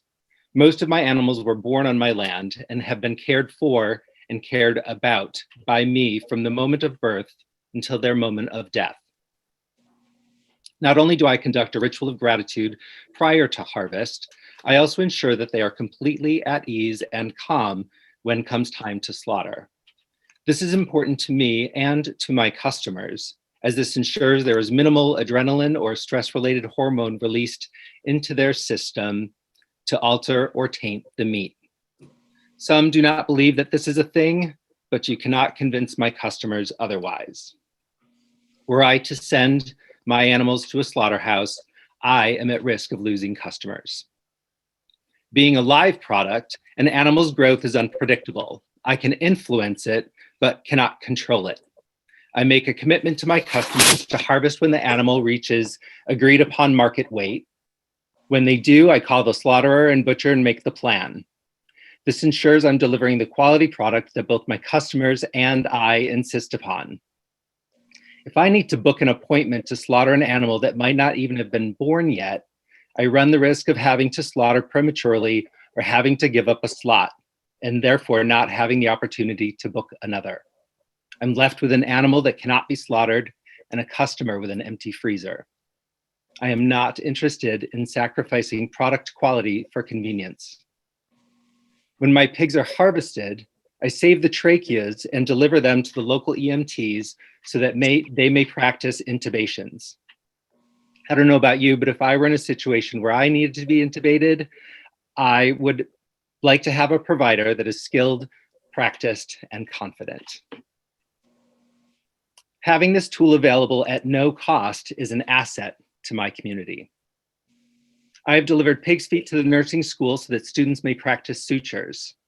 A pig's skin is very similar in texture and reaction as human skin, and this gives a hands-on learning experience for these practitioners.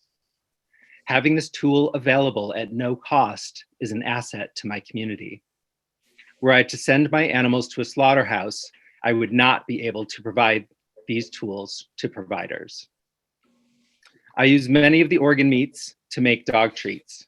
My business is dependent upon being able to use as much of an animal that I raise as possible.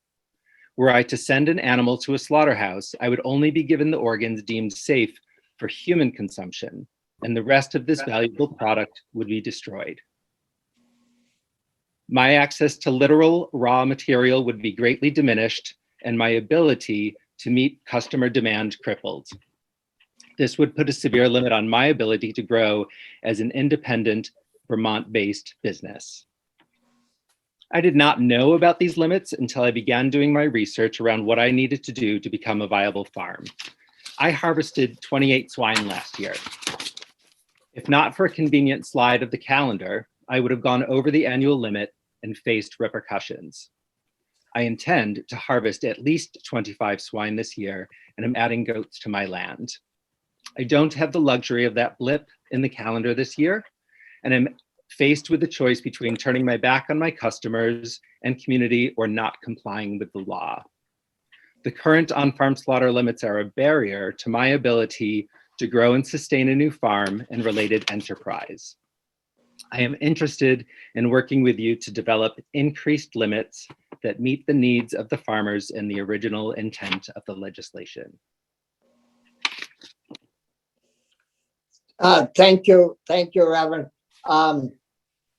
I don't want to take up a lot of your time, but on the swine on-farm slaughter, is it done by numbers or by weight? I know it's either one or the other. Well, it says by numbers, but the form that I report on is by weight, so it really doesn't cross over. Yeah, and just to answer your first question real quick, and then we'll move on. When we put that into statute many years ago, we had a very rough time getting it even passed, and that's one reason why the numbers are in there and so low. It was rough. I believe there was a sheep farmer from up your way that wanted this so he could do his own sheep at home, but I know we had a hard time getting it passed, but its time has come to raise that limit. We haven't had, to my knowledge, one problem with on-farm slaughter, and so I think its time has come to look at that.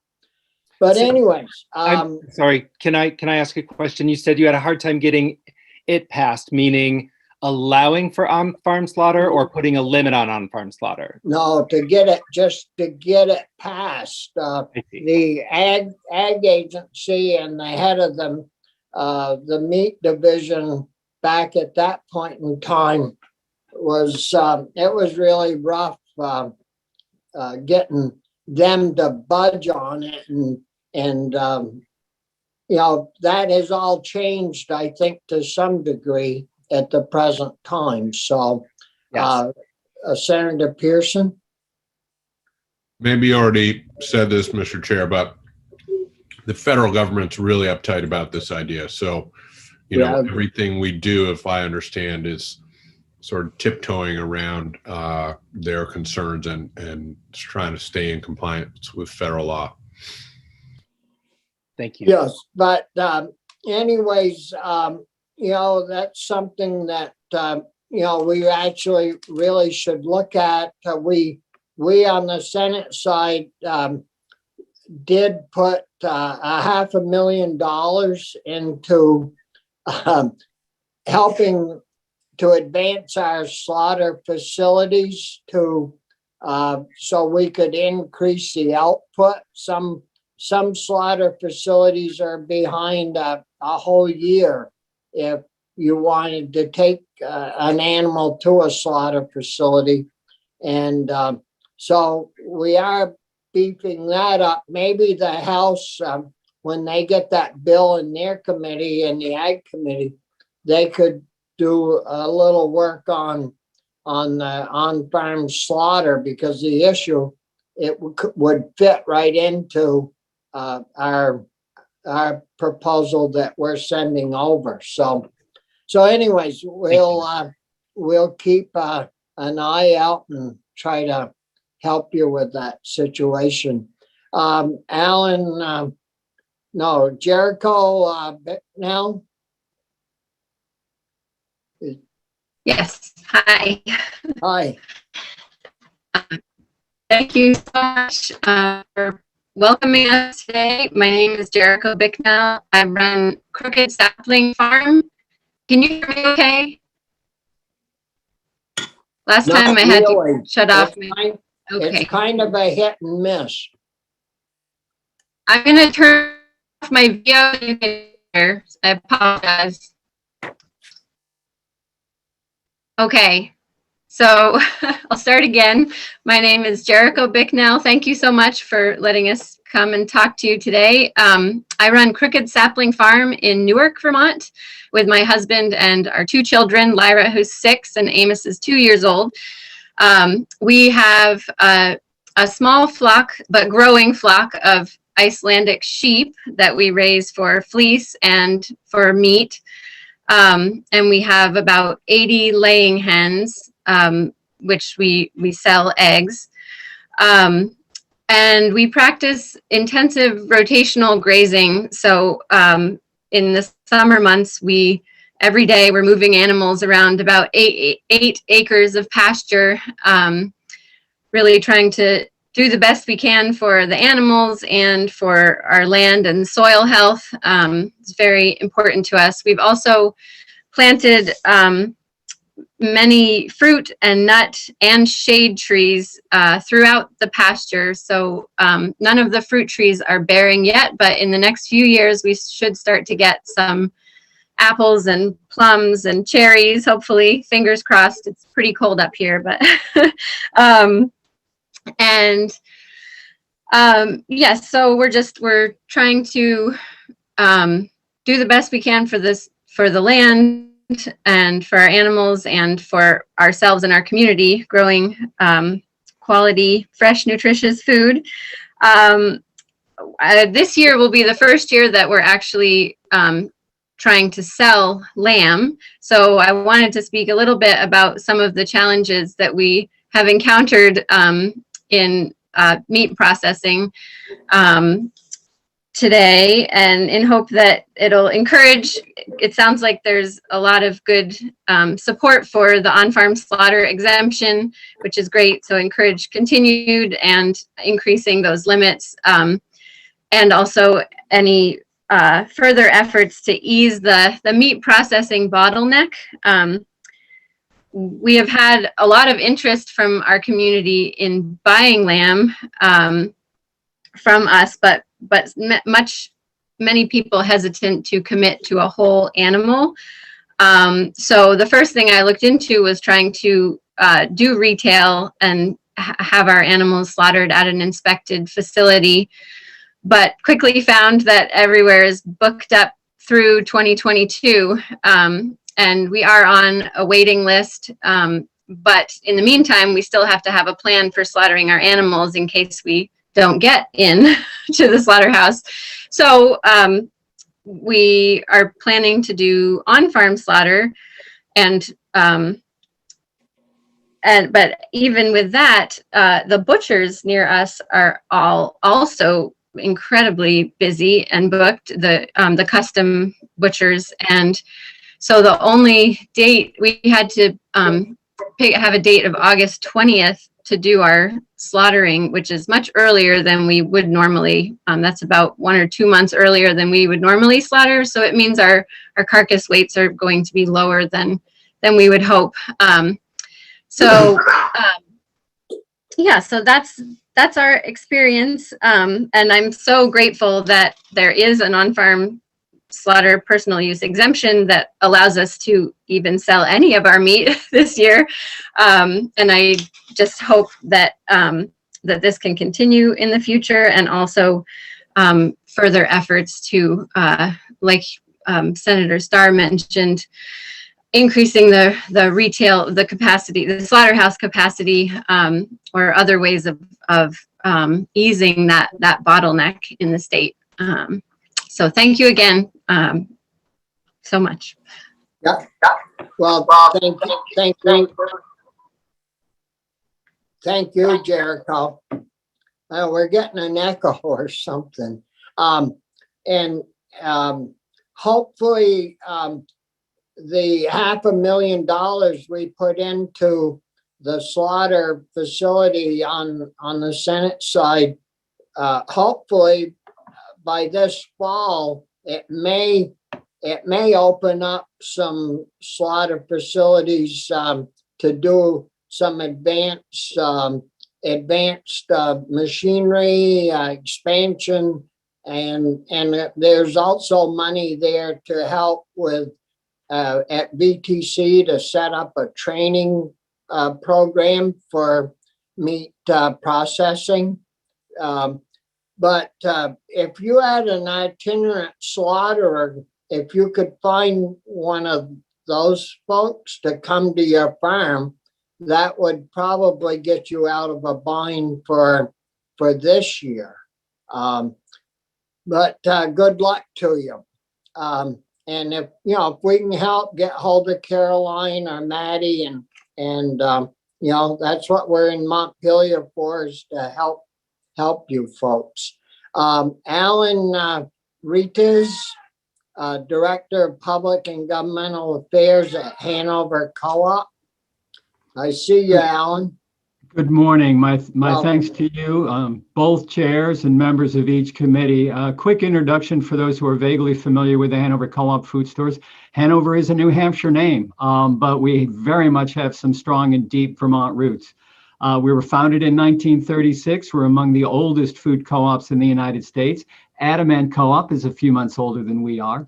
And we're the second largest food cooperative in the U.S. So that gives us some heft and some muscle, but also responsibility. And it is the reason that I'm on the call today. And I wanted to just give everyone on the call a little bit of background on our Vermont roots, but also how we are involved in the local food shed and some serious issues we see. So to tick off a few of the fast facts, our Vermont locations, in order that they were established, we've had land in Norwich, Vermont since 1973, and since 77, it's been the home to the Norwich Farmers Market. We have a large co-op kitchen. It's a production facility in Wilder. We opened that in 2000. 2010, we opened our White River Junction grocery store, which has just been a fantastic community grocery and just seems to improve year after year. That's about a 15,000 square foot store. And as of early 2019, we opened our second auto service center on Route 5 in Norwich. And finally, I'm speaking to you from our administrative offices in White River Junction, up in the area behind the big post office in White River. So our payroll of Vermont employees is about $5.2 million. I only add that to say that, we're bullish on Vermont. We've, as you could tell by those years I ticked off and the growth and the investment, this has been a wonderful state to be involved in. And especially when it comes to sourcing local and regional food.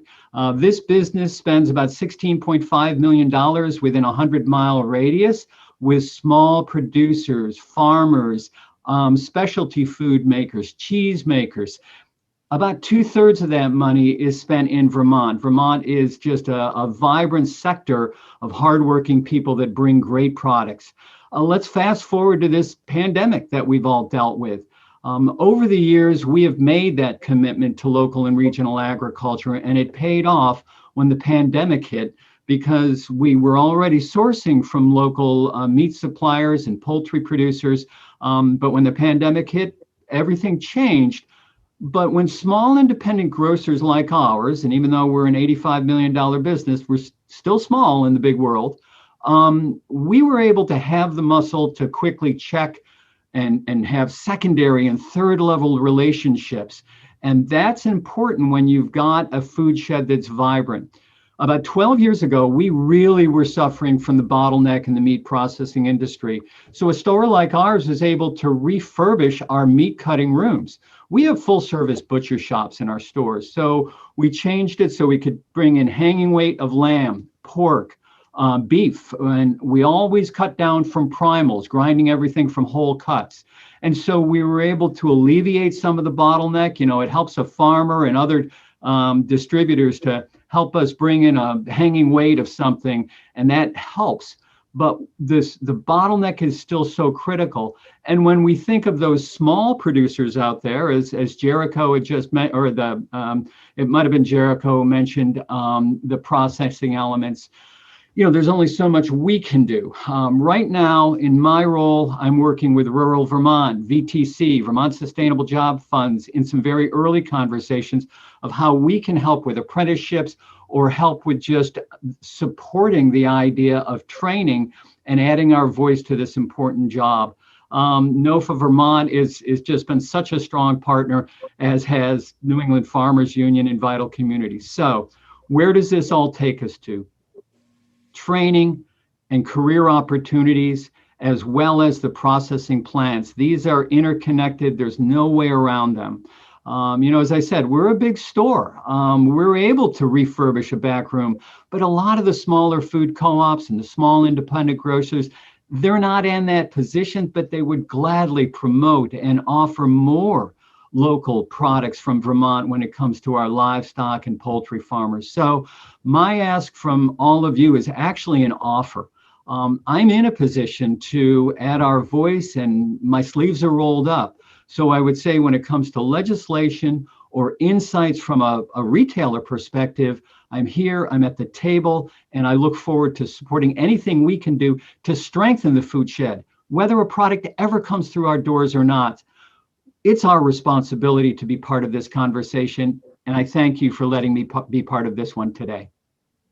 Yeah, well, thank you very much for that offer, Alan. If you could get hold of Pat Moulton at BTC, as far as training, they're going to be setting that up, the training for meat processing. And the two, you may be able to, you know, be part of that. And thank you for that suggestion. I'm actually going to be on a call with Pat tomorrow morning. So the wheels are rolling, and a lot of work to be done. So we're here for it. And just for your information, tomorrow morning, we're going to be hearing about the VTC farm that's in Norwich, and that's sort of in trouble with the, you know, it's not a good situation, and we're going to be talking about that tomorrow morning.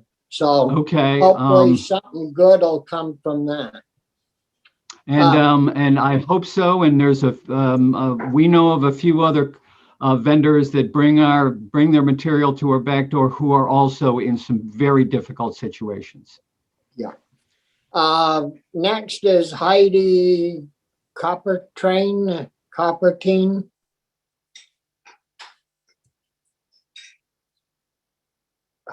Heidi, are you with us?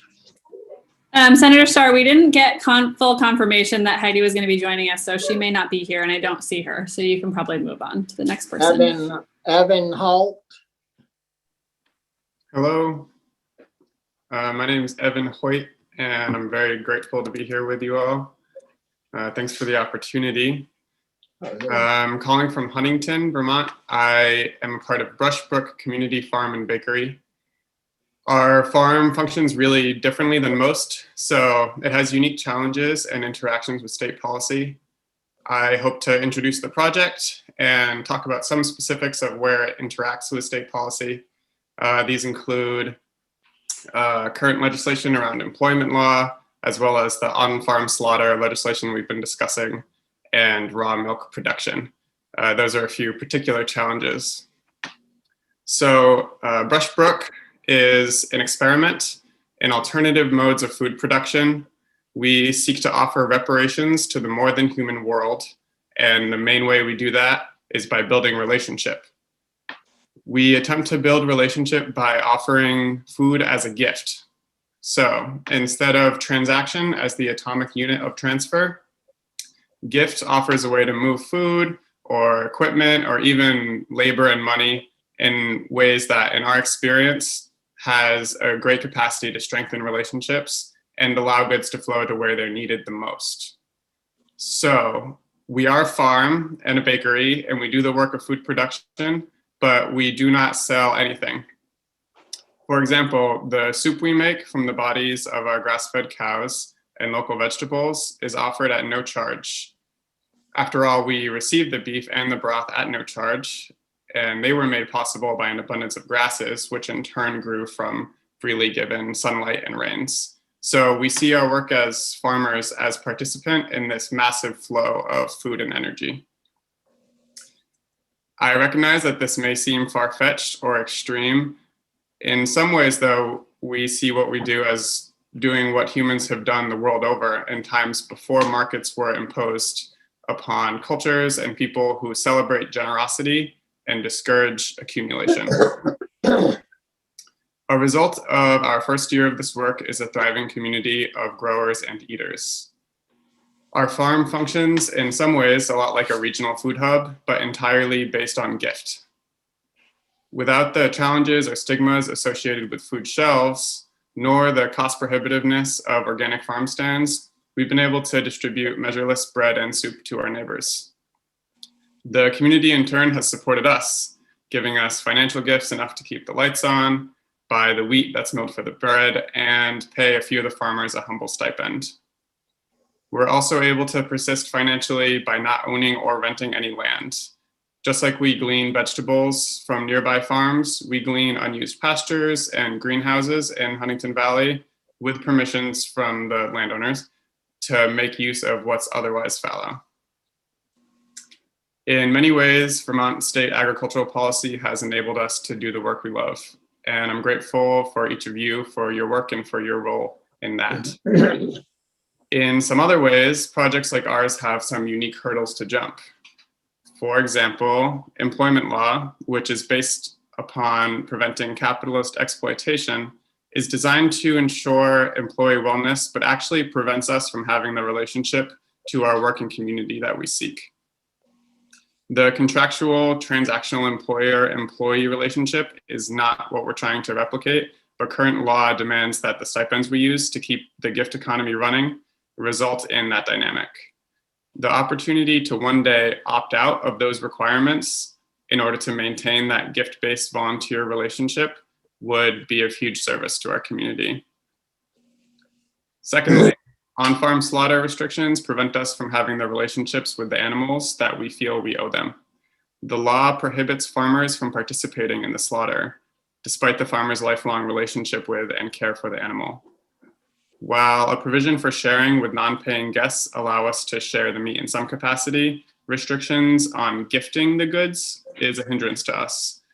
Additionally, this season, we will reach limits for both cow and sheep on-farm slaughter and request that those limits be increased in the future so that we can spare the animals the traumas of anonymous, placeless deaths. This would also allow us to provide local meat without competing for slaughterhouse time, pre-scheduling slaughters as has been discussed, and without passing those associated costs onto our community when these are services we can do ourselves. Lastly, and briefly, raw milk restrictions prevent us from sharing the work and gifts of our heifers in the way that we would like. Tedious policy requiring customer contact record keeping prevents gifts from flowing outward in a way that we feel would enable equitability and food access, which is what we're all about. Those are a few of the specific policy-related barriers our community faces. More generally, we've observed that a lot of legislation is written with the assumption of markets and business as the underlying model. This can make interpreting the law for our project and similar projects very difficult. I hope the wording and content of the law can one day better support gift-based farms, and that our project can demonstrate that non-market food production is a viable route for Vermont farmers and eaters. Though some argue for the competition and complex efficiency that markets lead to, markets also require most producers to make financial profitability their primary goal, firmly above even the care of the land, the wellness of their eaters, and the closeness of their community. From the perspective of eaters, markets enable quick transactional relationships with food producers or just distributors, and lead to a distance between themselves and the place and people that bring their food into being. Lastly, markets determine who has access to the food that the land and life on earth is producing. It does this in a system that disadvantages people in dozens of clear and well-demonstrated ways that we know about. So for these reasons and more, non-market food systems are an emerging response to the troubling times we're in. It's my hope that the many folks who are willing and able to do the hard work of food production for their community will be supported by the state in the future, even and especially if their efforts exist outside of the pervasive market context that we're accustomed to. Thank you for listening, for the time, and for your consideration. Yeah, thank you, Evan. We did hear testimony this morning from the House. I don't know if Heather's still on or not. They did take up a bill that altered the raw milk issue to some extent, and I don't know if that movement would help in your particular case or not, but the House Committee on Ag has worked on the raw milk issue, trying to make it easier to I guess sell it or to take it to a neighbor's TSA to dispose of it to their customers or people. So you might want to check with the House Committee on that. If it needs more tweaking, get hold of us because the bill's going to be in our committee next. So thanks for being with us this morning. Jane, is it Lanzi? Jane Lanza. Lanza? Yes, Jane Lanza, that's correct. Welcome. Thank you for listening and for the opportunity to speak here today. My name is Jane Lanza. I run a family farm with my husband, Ben, and our 2 young children called Family Tree in Sheldon Springs, Vermont. I represent our family and other rural small farmers like ourselves throughout the state. We are requesting reformations to Act 164 such that the adult use cannabis market in Vermont includes a farm to consumer license and participation options like cultivation, resale, delivery, on-site consumption perhaps, outside of whether a town opts in or not. Our particular town, Sheldon Springs, felt legalization was too confusing to pursue this year and shut down our repeated requests to opt in or include this on the ballot. We considered collecting signatures to petition a special meeting to push reconsideration, but it felt wrong during the pandemic to go door to door. On a personal level, we're concerned we may be left behind neighboring towns. We don't have the ability as an established physical farm to pick up and relocate, like a larger outside company might, based on which town chooses to opt in or not. On a community level, we're concerned our town could be left behind other towns. And while this inequitable distribution of potential opportunity in the craft market is potentially hurting the individual and the town, it more so impedes our progress as a state with respect to the rest of the states in the nation participating in a craft market. The very nature of Vermont craft business is that it is open and inclusive, and to hinder participation from all regions and all Vermonters hurts the growth of this industry at large. We're internationally celebrated for our maple, our cheese, our beer, and hopefully soon for our cannabis. What makes Vermont special is the diverse number of local craft contributors to these agricultural products. The land, people, and spirit of this place are unique and are unparalleled. Why not establish a thriving craft legal market here, embracing the spirit and place of these people? There are current and budding, pun intended, cannabis companies like mine throughout the state that are already committed to regenerative agriculture and sustainability, working closely with the Agency of Agriculture for compliance and safety. We are one of many successful craft farm-to-store hemp product companies in Vermont who have already adapted to changing state and federal requirements and gone above and beyond for transparency with our lab testing and safe packaging. Together, grassroots companies like mine have already started to build a cannabis market here in Vermont that is putting our CBD quality above many other qualities from other states nationwide. Nonetheless, my company, Family Tree, has been denied bank loans, grants, and many business development programs, as were hemp farmers. And this isn't considered a specialty crop in Vermont. Why deny small farms and minorities equal opportunity to participate in the cannabis market because our town won't opt in? With all of these parties involved, as is proven here with CBD, we could have a thriving craft community in Vermont and become even more so a huge tourist destination. The position taken through limiting participation to opt-in towns makes exclusive opportunities and puts one farm at a better advantage than another. Having spent ample time in legal markets out west, we've come to understand the integrative benefit that a legal adult use industry can have on local economies. Our organic hemp grows hillside with water fed by Sheldon Springs. In the late 1800s, Sheldon, Vermont was the leading water resort of the United States based on the healing minerals in the water contained here. Right now, Sheldon, Vermont does not have a single tourist destination. Our vision, inspired by the success of the craft beer industry in Vermont, is to revive agritourism and to connect people to the land. We love what we do. We are scientists, we are farmers, we grow organic. From soil to oil, we handcraft everything as a labor of love. Our uniqueness is from our practice, our history, and our land. For years, my husband and I each have wanted to work in cannabis, but not leave Vermont, our home state, our passion. Our goal is the opposite. It is to bring people to Vermont, to stimulate agritourism and to restore young people's relationships with the land. We have gone out west to learn a lot in legal markets, but we have not left Vermont, and we are patiently waiting for Vermont to catch up.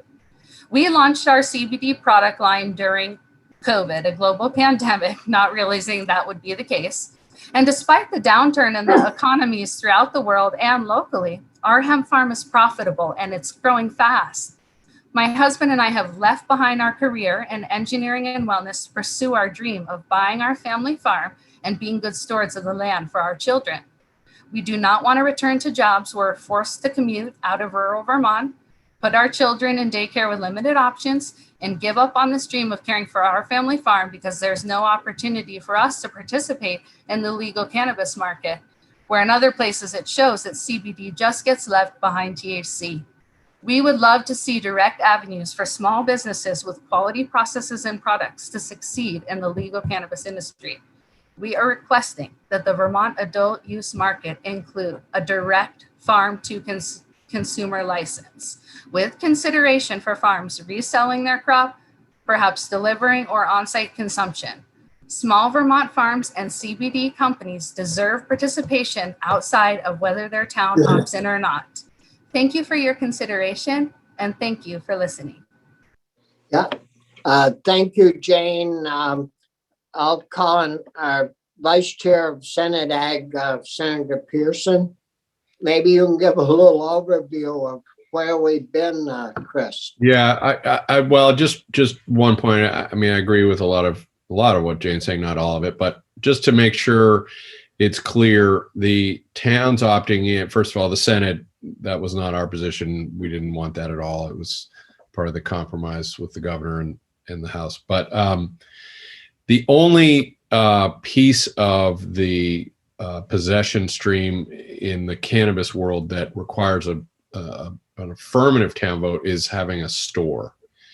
So if you want to cultivate, if you want to process, you have to get a permit, but you don't have there's no local authority to stop that from happening. So just want to make sure that that's clear. I appreciate you responding. I have been told the latest is that it is still up for debate as far as cultivation and wholesale go, and that might also be required opt-in. No, not at all. The law is real Okay. clear that it's just for the stores. We were trying to get a compromise that said towns could opt out, but we wouldn't have had a bill if we did that. So anyway, no, it's just for stores, just for retail. And so there is an opportunity, once we're a little further along to have a processor, to have a grow facility, whatever. Thank you for clarifying that. So farmers have a direct route to participate in the market as is, regardless of the retail license. Correct. Thank you. Yeah, you just got to build a little, can they sell, could they have an addition on their house as a store? Does it have to be a separate building, Chris? I don't think, well, you'd have to get the town to agree to sell, to let you sell. I don't know that we have looked at the detail of what building you'd have. And you could do that on a farm, but you'd have to get a permit just like you would in the downtown Winooski or whatever. So What would you do if you can grow it but not sell it? you would sell it to a processor or to the retail, you'd have to establish a connection to a retail seller. Thank you, Jane, and thanks, Chris, for bringing that up. We have Sam Bromberg next. Is Sam with us? Hi, I'm right here. There you are. Yeah. Thank you very much for giving me an opportunity to speak with you all today. I know that the pressures of everything going on in the world and Vermont today are pulling all of us in a tremendous number of different directions. So I truly appreciate the time that you are sharing with me and for giving me the opportunity to explain to you why cultivating cannabis is definitely farming and why the industry needs to be inclusive and accessible. My farm, Mountain Fire Farm, is located in Danville, Vermont. We are a small but growing farm. At our farm, the priority is on soil health. We currently have about an acre of no-till and regenerative style beds used on a variety of vegetable and fruit crops. And we also raise a growing number of pigs and chickens who we utilize to help enhance the quality of our soil. We also make a fair bit of maple syrup without reverse osmosis and using wood as the fuel. So we try to keep things as handmade as possible. And looking out the window today, I think I'm going to have a little bit of work to do this afternoon. I'm here today as a resident, a taxpayer, a neighbor, and a farmer. I'm going to be blunt. Cannabis is a plant. It grows in soil with sunlight and water. But unlike every other plant, there are those who are attempting to regulate it as if it weren't a plant. Many people and organizations are proposing, advocating for, and attempting to enact laws that won't allow this plant to be cultivated outdoors by the very same farmers who cultivate all the other plants that we consume in our lives. And for a lack of a more eloquent way to phrase it, it just isn't right. As a farmer, I firmly believe that the act of cultivating cannabis outdoors and under the sun is farming, and I believe that any and all farmers should be able to grow this cash crop if they so choose, with proper regulation, and it is that simple. As a taxpayer, resident, and neighbor, it is because I believe that starting from scratch is inefficient, ineffective, and costly, and that most of the issues surrounding cannabis cultivation, such as product safety, water quality, public health, and the use of potentially hazardous chemicals, are already issues that are being addressed by our absolutely outstanding Department of Agriculture. So I firmly believe that we should allow the same organization that is already doing a phenomenal job ensuring the safety of our food supply chain and the safety of those who work within the chain to have as much input as possible regarding the regulation of cannabis. To me, it just makes sense. I'm not here today to lecture you or attempt to educate any of you about the failures of prohibition, but the evidence that prohibition has failed surrounds us here in Vermont, where it is nearly impossible to go anywhere without being reminded about our incredible craft brewing industry. It is promoted as a tourist draw, It is recognized as an industry that has successfully created jobs, and it is an industry that Vermont can be proud of. I firmly believe that it is high time for Vermont's cannabis industry to become another avenue of great pride and commercial success for Vermont, so long as it is regulated in a manner that allows for inclusive participation. Two of the factors that drive the success of the craft brewing industry in Vermont are accessibility and innovation. As far as accessibility goes, any Vermonter who has the drive, determination, and the ability to navigate the licensing process is able to legally own and operate a brewery and sell their product to the public. Innovation does not exist without accessibility, and industries do not succeed over the long term without innovation. I firmly believe that to have a flourishing cannabis industry in Vermont, we must recognize that the outdoor cultivation of cannabis is farming, and just as importantly, the industry needs to remain accessible to anybody who would like to partake in it. I thank you all very much for sharing your time with me today. And the last thing I would like to add is an offer that I've made to many senators and representatives that nobody has taken me up on, which is that if anybody has any questions about cultivation, drying, processing, or the products that are created with dried cannabis, I am more than happy to take some time and give you a lesson on what all it entails. Thank you very much. And I really appreciate you all giving me this opportunity today. Well, thank you very much, Sam. I don't know where to go with what you said, other than I believe we're trying to move in that direction. It's like pushing water uphill, I guess. The ag committees haven't really been active players in a lot of the discussion, and maybe in the future, we will have to take a more active role. But anyways, thanks, Sam, for your comments. We have Buster Caswell, who's an activist working on farm labor housing. And welcome, Buster. And everyone else, thank you for your time. Everyone getting together and having discussions on various topics. Agriculture is very important. So thanks to kudos to rural Vermont, and kudos to the agriculture community for listening to our agriculture community. That being said, I'm going to comment on the last gentleman. I happen to know a little bit that hemp is a plant. When my grandfather was alive, he talked about that plant, and he had a book of agriculture. My grandfather was a horticulturalist, and he worked at Clausen's greenhouse. So hemp is very much a valuable part of agriculture and should continue to be in the state of Vermont.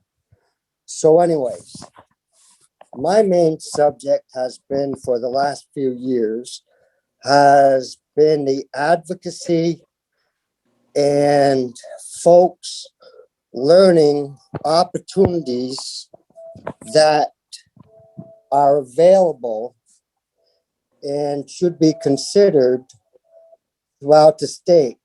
Some of these opportunities I talk about in three main areas. One of them is rehabilitation, rebuilding, and upgrading present on the farms. The other one is the opportunities for farmers to build homes, create homes and opportunities on their farm. And the third opportunities would be for building farms for farm workers in our agricultural areas, which can be successful and should be utilized in many, many ways. And why is this important to agriculture? Very much so.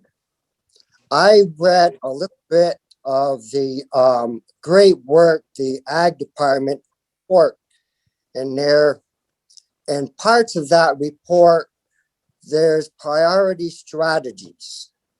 And in those priority strategies, it talks about the collaboration between housing organizations and leaders and other organizations to come together utilizing present resources and having a conversation. And why is this important to rural Vermont?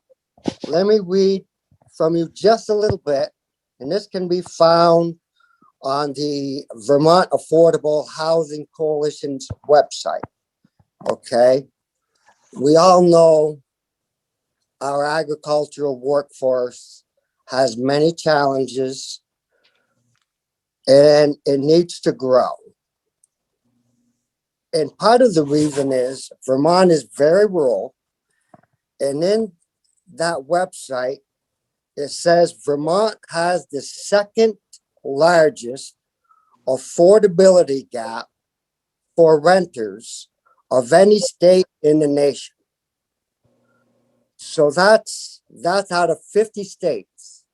And Vermont being rural, that gap affects our agricultural communities. And we need to look at those challenges and how we can address both the combination of growing our agriculture and at the same time challenge this affordability gap. And farm workers overall make low income, and that varies widely among every agriculture, whether you're talking about the folks out in the fields working the soils, or you're talking about processors in the cheese plants and so on and so forth. So that's why we need to collaborate together, possibly come up with a committee, one or two, to address the needs and the challenges so we can continue to grow our agriculture communities. And I hope this discussion moves us forward because it relates to agriculture and it relates to housing. The affordability gap is challenging. So as unique as this challenge is, it's not impossible. And we need to connect the missing link between working together with the housing community and working on the affordability gap, working in our rural communities, and how it works and is connected to agriculture. And I'll leave that discussion to all you folks because you guys are the true leaders and everyone has a voice in this. And my suggestion is to just maybe form a committee in the future. And thank you all for your time and leadership. Thank you. Thank you, Buster. And from our last conversation that we had, I think I sent you a little email. We have been working with VHCB and their director has agreed to help farmers receive grants and money toward improving farm labor housing on the farms. And so we'll stay on that and hopefully, we'll see some action there. Kat Buxton, Are you with us, Kat? Vermont Healthy Soils. There you are. Yes. Welcome. Hello, Senator Starr. Thank you so much to all of you for being here. And thanks to Rural Vermont and NOFA Vermont for putting this event together. I'm honestly, I'm here mostly just to listen, but since I've been given the opportunity, I would like to promote as best I can for you to work on legislation that promotes regenerative ecosystems. I know there's a lot of discussion about what that word regenerative means and how we can build our soil infrastructure to support the life that we all depend on. Water quality, infrastructure, flooding, etc. And I suppose what I'd really like to know, and I wonder if the legislature is working on this at all, to understand what are the infrastructure damage costs associated with ongoing rainstorms, and especially in terms of soil loss, and how could we invest those, what I assume are actually billions of dollars worth of damage costs, how could we invest that into the hands that manage our land to turn it into a soil sponge to support all of the services that we need from our ecosystems. Again, thank you so much for providing this time and listening to my short request. Yeah, well, thank you for being with us, Kat. I think if you've been on this morning throughout this hour or so, we did put 250,000 into Ryan Patch's ecosystems program, which is, they've been working at this for a while over there, but with no funding. And that did pass through our Senate Appropriations Committee. And I know the House has worked on ecosystems. As far as knowing the cost of what it actually has cost us in soil loss with the heavy rains, hopefully, healthier soils, better soils, more grassed over soils will help prevent that in the future. And so we are working on issues to try to keep our planet a better place to live and a healthier place to live. And we'll keep at it.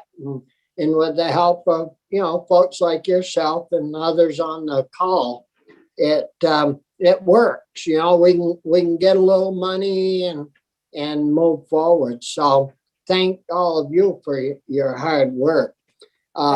May I ask a follow-up question? Yeah, as long as it's not too hard. Okay, I think it is pretty hard. Sorry for that. I will let you know that I do have a seat on the Payment for Ecosystems Services and Soil Health Working Group.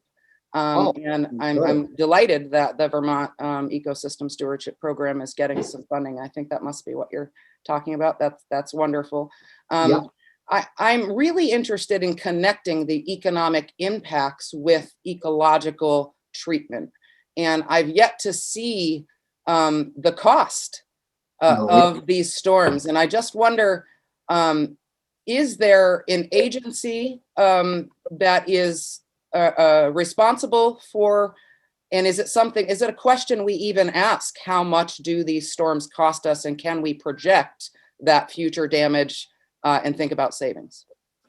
I would think that with all the people that we have at Ag working on water quality and soil loss and A&R, I would think they must have somebody or a group of people that could come up with some estimate on that. And if you're part of the ecosystems working group, you might, as a group, might be able to request that from the Agency of Ag and get something moving forward at that level, as well as us at the at the state level.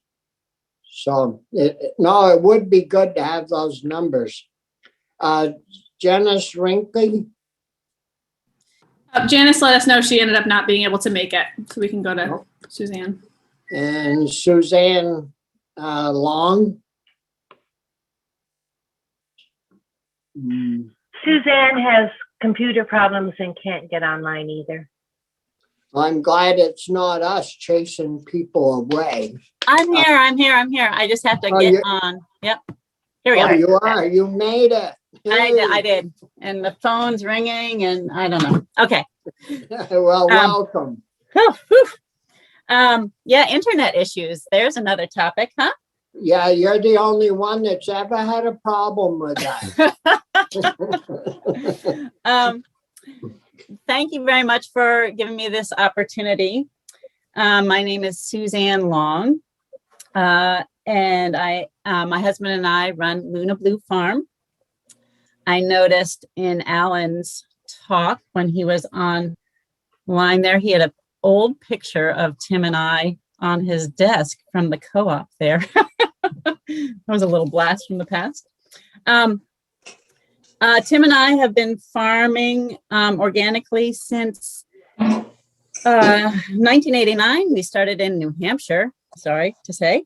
No, it's fine. And then I think we moved to Vermont in 91. We're a diversified farm with vegetables and livestock. Our daughter is taking over our livestock operation. So that whole issue of farm succession and land access and affordability is also key on our mind. Let's see. When we moved to South Royalton, we've sort of built this farm from the ground up. We didn't have a lot of outside resources. We've really depended on the income from the farm to build this farm. And it's taken us 30 some years to finally be able to breathe a little. And when we moved to South Royalton, we had a pretty strong connection with all the dairy farms here. I think I was a relief milker for most of them, including David Ainsworth, Bob Hull, the Spaldings, Rob Howe. And I say that just because it's so easy for us to think of all the different agricultural enterprises as in their own little silos. But in fact, we're really dependent on each other. We're vegetable growers. That's a big part of our income, but we also raise livestock. So we do depend on, our neighbors for hay, for example. I don't know if they really depended on me to do relief milking, but I bet they do. But it was one way I could contribute back. And I just wanted to touch on some of the issues that are sort of being addressed by the House and Senate currently, and maybe also with the picture of that interconnectedness of farms and how the vibrancy of other farms can affect your farm. And I think the other thing is resilience. We are all more resilient if we have more farm neighbors. There's a lot of infrastructure things and supply chain issues that start to fall apart if you don't have a vibrant agricultural community. I wanted to talk a little bit about the raw milk bill and actually also bring up the Norwich Farm issue a little. And then touch on the adequate housing bill and the bill that is working with food in our schools. And all of these things do touch on resilience for our farms and for food security. I think with COVID, we've really, it's sort of brought up to us the fragility of our food systems, and then also how our food systems are set up, and when things break down a little bit, what kind of effect it can have on our farms. So I think Vermont, as Vermont thinks of new and innovative models, I think that will start to really build the success and resilience of our farms. So I see that the raw milk, and I want to say also, you know, food safety, I think, is a very important thing. And I think farmers really recognize that. We know that if there's an issue with food safety, it's going to affect all of us. So, and I think it is also very important to recognize the great asset we have with our Vermont Extension program. They do an amazing job helping farmers make sure they're meeting those food safety standards. And I think, you know, when they ask for money, give it to them, because they do a tremendous job. And when we're thinking about bills that deal with raw milk and on-farm slaughter, I know that food safety is a big concern. But farmers are aware of that, and linked with the work that UVM Extension does to make sure the training is there for safe handling of food. I think Vermont is in a great position. Just to the details of the raw milk bill that's now just come across to the Senate. I think that bill will be a great way for those dairies, the tier 2 dairies, to be able to expand their markets by being able to sell their milk to CSA farms and farm stands. So economically, it's an economic boon to those farms that have already taken those expensive steps to be that level of food safety and handling of their milk, to be able to recoup some of that by being able to expand their markets. And it will add to CSA farms and farm stands' ability to provide product that is wanted in the community in a safe way. I think the way as I understand the way the bill is written, it's a good way, it's a good next step. Vermont has been cautious in their allowing of raw milk, but I think we've seen that we haven't had some issues. And so I think we're ready for that next expansion. It would help our farm. You know, we have people ask us about raw milk, and they would be delighted to be able to get raw milk from us at our CSA. Now I'll jump quick to the Norwich Farm issue. And the VTC, I know it's a really complicated issue. There's a lot of crazy history there, it sounds like. I do want to say, though, that the Norwich Creamery, the Norwich Farm, is another innovative model that when we think about dairy in Vermont and dairy surviving in Vermont, the Norwich Creamery has been a great model. Chris and Laura have done an amazing job with that little creamery. And it also shows, another model of resilience. When COVID hit, they had their little farm stand that they were able to take our produce in that springtime when our greenhouses were flooded with spinach and we couldn't do the farmers markets. We had pretty much a direct market through them. So this is just an example of how, these smaller farms can pivot and they can help other farms pivot. So anyway, and I think the issue with VTC is complicated. I think, unfortunately, if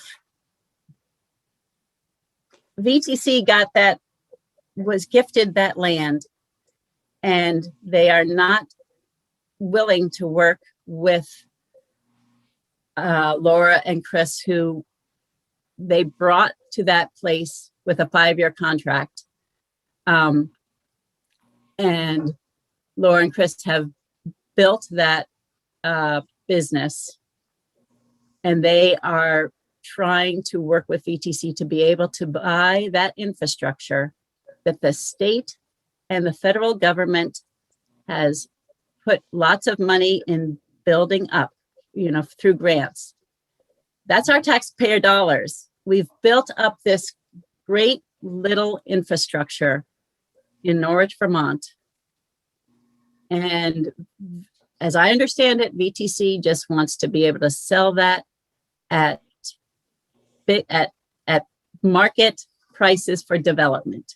Tear down that structure and just sell it for whatever they can get for it. It doesn't make any sense. We've already spent a lot of money. We've already invested in that facility. It gives me pause when I hear that now they want to do a on-farm slaughtering program. What's going to happen? Anyway, VTC, we love VTC, so I'm really conflicted.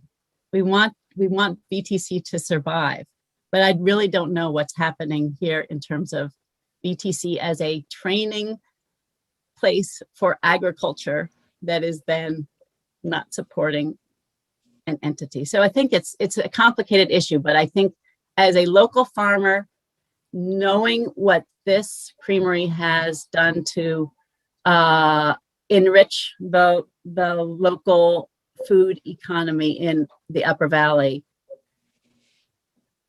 it just doesn't make any sense to tear it down. So there, I'll leave that. Yeah. And I just want a couple few things was, I know that there's legislation to promote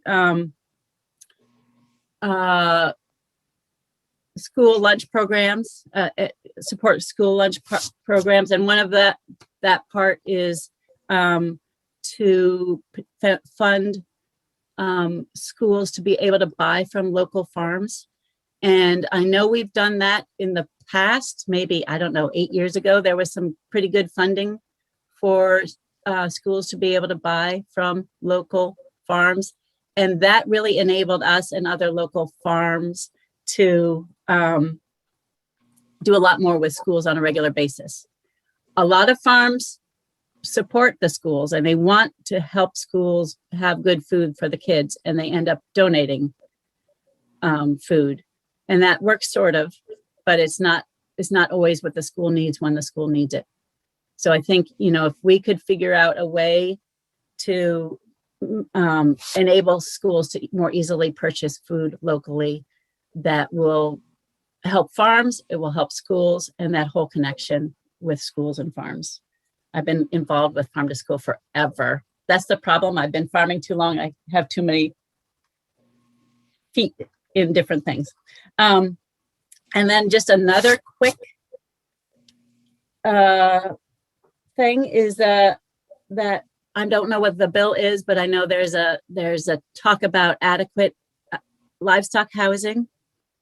And I think we want to make sure that the language is clear, or there's some clarification that regulation for adequate livestock housing does not hinder intensive rotational grazing. That's something my daughter is doing. That's good for the land, good for the health of the animals. But if the animals are needing to be coming back to a barn, that does not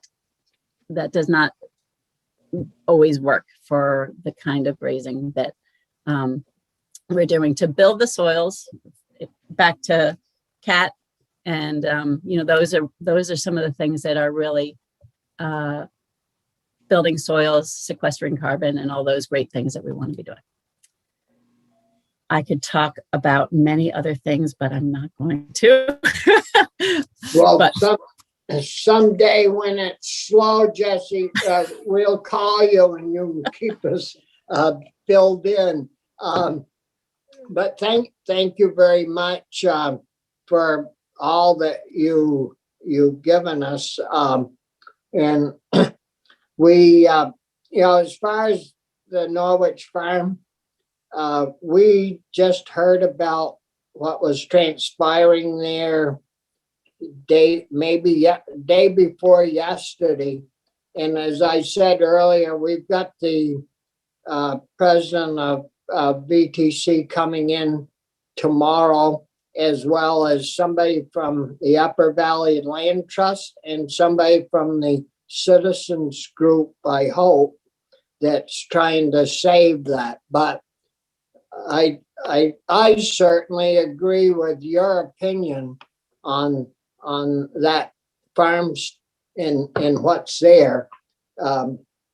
We lose enough farms already without an institution chasing them out. And so anyways, we're on to that. And our Universal Meals Program got voted out of our committee, Senate Education Committee, and it'll be in approach, I believe, this afternoon.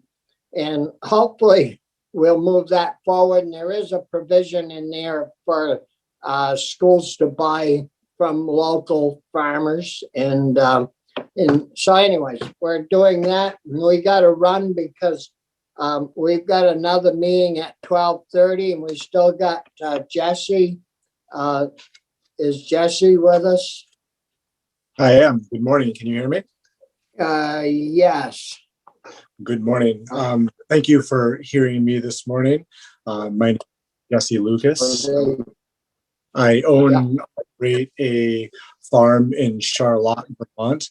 We have an organic 5.5 acre USDA certified organic and real organic certified farm. It's operated by myself and my brother and a dear friend of mine. We produce high quality organic vegetables, greens, and cannabis. On our farm, we have a 13,000 square foot Dutch Venlo greenhouse. We have a Ornois tunnel, and we're adding more tunnels this year through the NRCS. Why we got into farming, we wanted to be able to support our families, contribute to our communities, promote a healthier lifestyle by providing local, fresh, organic produce. We saw an opportunity with this property that we purchased 3 years ago, and we believed with this greenhouse we could sort of have a future in horticulture, especially with climate change. There is a need in agriculture for younger generations to adopt technology to improve production, reduce costs, and ultimately increase profitability. This is the only way to make farming a viable career choice to ensure farm success and feasibility. We strongly believe in strict organic practices, building living soils, crop rotation, companion planting, cover cropping, and no-till practices. We continue to farm because we enjoy the hard work, the daily problem solving, the autonomy, the satisfaction of growing, consuming our own food, and actually contributing to something meaningful to us in society. We aim to be at the forefront of contributing to research, sharing our data, our knowledge, and our journey, and we hope to inspire others to begin farming. We want to share our experiences and collaborate and ensure that all this around us elevate as we continue to grow our farm. The reason I would like to be able to take this opportunity today and thank Rural Vermont, NOFA, and all of you, and to speak sort of on Act 164, which is pertaining to cultivation and the sort of rec market that we're going to see. My concerns are sort of allowing cultivation on land zone for agricultural use. The cultivation of cannabis is fundamentally an agricultural activity. As we've heard earlier today, Act 164 includes too many arbitrary regulations and places too many barriers to entry onto local farms that prevent them from fairly participating in the emerging legal market. We would like to see an allowance of outdoor production on land, the use of infrastructure and agricultural easements zoned for agricultural use, and the current use at any scale of outdoor production. Outdoor cultivation of cannabis and infrastructure directly related to on-site outdoor cultivation, as with other agricultural cultivation associated infrastructure, shall not be regulated under VSA 24, Chapter 117, Local Zoning Land Use Regs. We would also like to see the eligibility to apply for grants, technical assistance, education, agricultural programs, and benefits to include cultivation licenses that allow for breeding and sale of seed and plant starts. My other sort of points are around sort of craft licensing, as we've also heard today, a primary objective of 164 extension. Transition Vermont's, as we know, illicit businesses around cannabis into a legal marketplace, and that require a fair and equitable license program. Under the new law, only state registered dispensaries have their licenses completely defined, allowing them to get out rolling as this new law goes into effect. However, licenses for Vermonters are not completely defined, and that's a barrier to entry for small businesses. As a result, we would like to see an entire craft licensing system and vertically integrated small farm license for Act 164 that does not require the approval of the Cannabis Control Board and is offering an ongoing and unlimited basis and a cost amenable to Vermonters.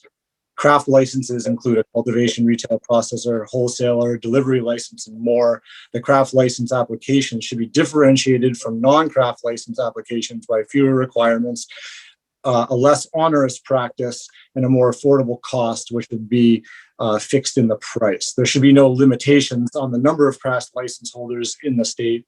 We would include the differentiated caps on production and sales of licensed indoor, mixed light, and outdoor scale, approximately a 1 to 2 to 4 ratio, indoor, mixed light, and outdoor tier permitted systems. The only requirement that we already know about is the background check. Craft license tiers can sell products from and service only craft cultivators craft license towards. The only license per capita or craft license would be restricted in the opt-in clause. Craft licenses would only be able to transact with other craft license holders. Craft retailers would only be able to resell products by craft cultivators and craft processors. Craft processors will only be able to process for craft cultivators and wholesale craft retailers. We are basically trying to create a equal opportunity in this emerging marketplace, which we do believe falls under ag. And thank you for hearing me out today. Well, thank you very much, Jesse. We'll deal with that as it comes up, I guess, in the Senate, and we'll move on to Maddie. Have you got some closing remarks, Maddie? I hate to rush you, but we've got to be on the Senate floor in just a few minutes. So. No, absolutely. Thank you for letting us go a little bit over our time. And I don't have any of my own testimony to share. I just want to say thank you so much to all the members of both committees for having us, for hearing from so many diverse farmers, food producers, and growers today about such a breadth of issues. And we're grateful to you for all the work that you're doing this session. And just please, consider us a resource, as you have been, to reach out on any of the issues that were touched on today. We're happy to connect you with any of the folks that testified here today and other folks who may be able to provide you with some expertise on issues that you're considering. So just thank you so much again. Yeah, well, thank you, Maddie. Thank you for helping to set this all up. I know it's a lot of work when you do something like this, and we certainly appreciate that. And so on behalf of both the House and the Senate, I'd like to thank all of the folks that you brought in today. Certainly appreciate the diverse group and the good testimony that they all gave. So with that, if any of your folks, contact you with issues, feel free to contact us anytime, which you can do, and we'll deal with it.